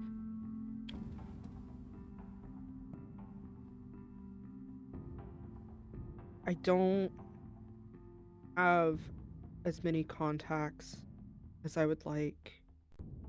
I used my last favor, I'm pretty sure it's my last favor, of someone that I trust, and I'm new here. Sweet pea, I'm new here. That I've been one of the here. only ones that I know. I've been here 3 weeks. I know all these people. I'm not doing the pity me thing. I'm not. Listen. Find your clique. Listening. Find what you're good at. These are my people. I'm Chinese and Sudanese, so I came to the only place in town where I could feel at home. Because I came here, I met these lovely ladies here who helped me do my nails, because I can't wave. see. And in exchange, I asked them what I can do for them. We trade. Are they always going to charge me? No, and I wish they would because their work is valuable. They are just, and she like switches into Mandarin, pretty much calling them, you know, old stubborn hags, and then goes back to English. She's like, that's how you do it. I don't have contacts in my circle who's going to be of any use to you. They're going to be very rough. Actually, matter of fact, far rougher than me. And if you're struggling to handle me, you're going to struggle to handle them. Find your clique. You said you had a friend or a contact? Go to them. Talk to them. See what else you can do for them for more. Ask them if they have contacts that you could potentially hook up with. You know, like, hey, this is what I'm good at. Do you know anybody? That's how I met these ladies. You'll go down the street. I asked her, like, hey, I need someone willing to do my nails. She sent me here. That's how I met these ladies. It's easy. You just have to take that first jump of going, I need help because I am in that position of needing help. Well, I've learned that this week. Do it. Matter of fact, what? You got a phone or something? I can't use one. They break. Oh. Got it. What's your contact's phone number? And Artemis is gonna go ahead and give it out, and Caleb might recognize it. It's gonna be Miko. Miko's That's the only phone number they have. We love this. So no, she's just gonna call Miko. Like, ring ring, ring ring. Hello? Hey, are you the one that's friends with Artemis? Oh my fucking god, please tell me she's not handing out my phone number like candy. Oh, you'll be I'm fine. having a friend call. Yeah, we're having fun. What? Listen. No, listen. Don't not listen to them. Listen to me. Your friend is in dire need of more contacts, and they said they know and they trust you. So could you perhaps help them figure out more? Perhaps send them to certain scenes or stuff? Or would you be willing to help them out just a little bit more in exchange for favors?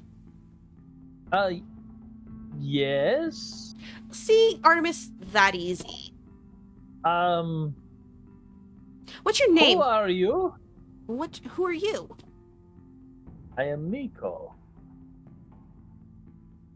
Yeah, I don't know who that is. I'm happier about that already.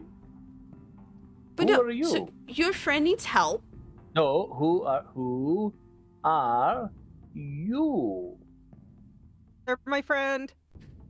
She's like really confused. Hive mind is not computing on who are you. And they need help. I am getting that picture. I'm wondering who is doing the speaking on the phoning. Oh. Your name. We are Danica. Hold on a minute. You hear rustling of like what that might be paperwork and or post-it notes. Oh no. Stuck to almost every surface. Wait. You're not, that one, right? I have no idea what you're talking about. Oh yeah, you fucking are, aren't you? Buggeration. Nope, I'm not putting up with this shit anymore. Fine. I will help Artemis. Awesome. Fine. Awesome. Do they have a way of contacting you, since apparently talking on phones breaks them? And I'm not always going to be around them. I have other things to do. Why don't they just come to the office or send a bike messenger? There's like 24/7 shit all over the city. The way she just kind of turns towards the bracelet, rustling. Yeah, why the fuck don't you do that? I didn't know it was an option. Bike Is that Miko? messenger. Yeah, this is Miko. Do you know Miko too? Yes. Hi, Miko. Hey, Miko, there's this doctor thing here that's really, really sick. Oh my fucking god, Kayla as well. Jesus Yes! shit. Why the hell do I have your runaways? Listen, clearly, whoever has put you with them has decided you are a great influence. I'm debating their sanity at this moment in time. But apart from that, feel free to help them. Be Me? good citizen. No. These are your friends and they need your No, help. I will happily Anywho, help. have a good day. Click. Meanwhile, on the other end, the actual flying fuck. I am going to punch old man in the dick.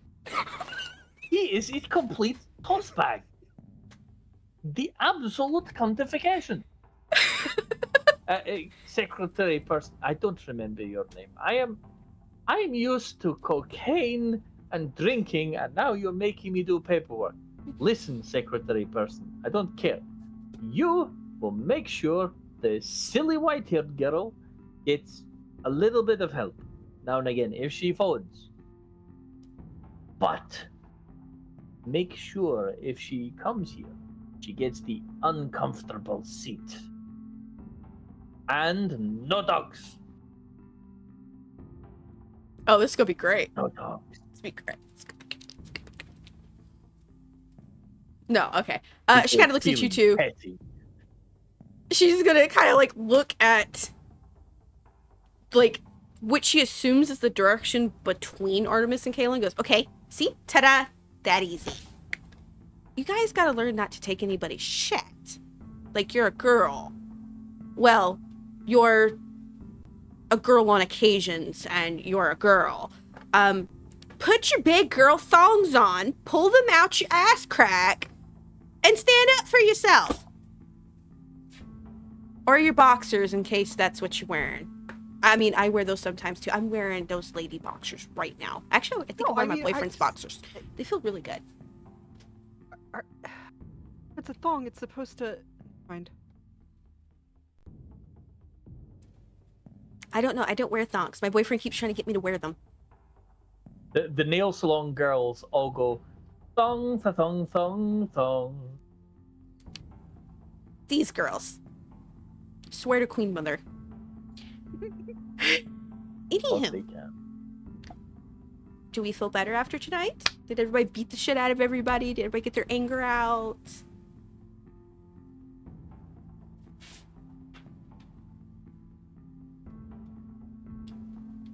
Most part. Okay. Good. Next time I'm bringing the dogs. Okay. Artemis is super concerned by that statement. Having war flashbacks. No, just, we're good. We got pampered. We fed. We drank together. We had dinner. We went clubbing. Got pampered. Are we good? You're getting the impression that Danica's version of clubbing might not be the same as yours. She's also in public. Saying fight pits would not be ideal. I know, I'm just saying,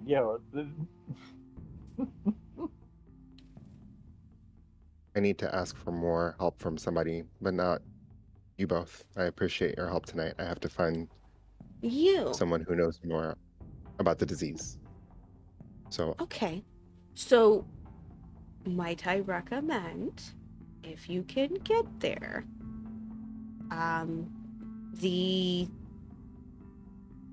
she stops really hard, and it's like her face is crinkling, and she's trying to think of the word. She goes, the bridge. The bridge on Sunday nights. There are doctors that go there. Okay. Good. They help, low-income people. So, you should probably go there. all right. I will do that. Anything else? No. Okay, once we leave here, I'm done with you guys. There's nowhere help for me without trades. You both owe me one. Artemis, you owe me 2. Actually, you both owe me 2. Artemis owes me 3. Yeah, you're right. It's 3. Good. just above game, the way you were mumbling / mouthing it there, it literally, when I was lip reading what you were saying, it looked like you said you slept with my sister, was one of the things you said. And I was like... Actually, what I said was, what I mouthed was, okay, there's 1 for silver. Right, 1 for silver. I tried to lip read it. It was like, you slept with my sister, and I was like, what's going on? What did I miss? Oh, I do need you to do that silver. Okay. Okay. Oh, you two, addresses. Need them. I give my address.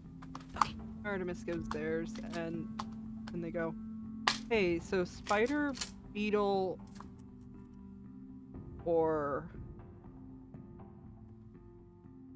Yeah, spider or beetle For what? for design.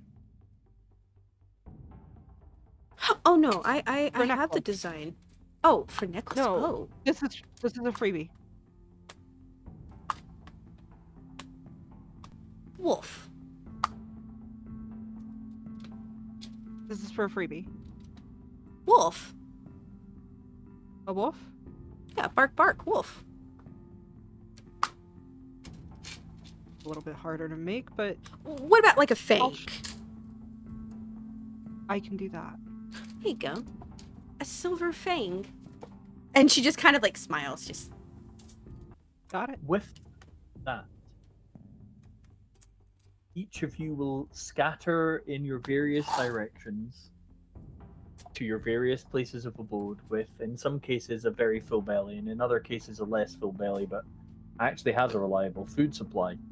And a relatively chilled night is had by all. Artemis, when you return, the children are asleep. Kayla, when you return, there is an orange piece of paper that's been pushed through your letterbox into the mail slot, which says urgent, wanted to please attend police station X for questioning in regards to events of the night of insert date here. Please attend. You do notice there's like powdered sugar fingerprints on the paper, and a faint smell of like a bacon sandwich. And Danica, when you head back to sleep and rest, perhaps, you have to deal with some grumpiness. oh goodness. That's great. She compliments his nails. The source of the grumpiness, perhaps. But yes, and with that, we will be ending tonight. And for our audiences who've kept with us tonight, this has been very much an extension almost of episode 1, getting the coterie properly operating together and dealing with some of the fallout of downtime, which is not going to end. And if anything, our story will continue to escalate. So if this is feeling a bit more mellow than you might otherwise desire, don't worry. There are some terrible things queued up to affect the characters, and issues of their own making and issues of previous characters' makings coming to fall down on their heads.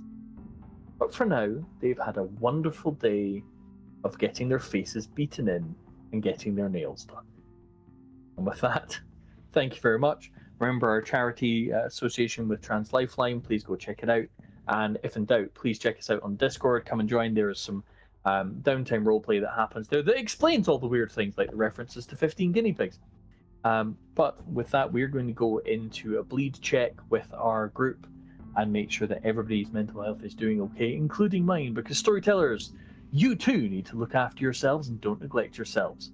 And we'll catch you on the flip side. Thank you very much. Bye, everybody.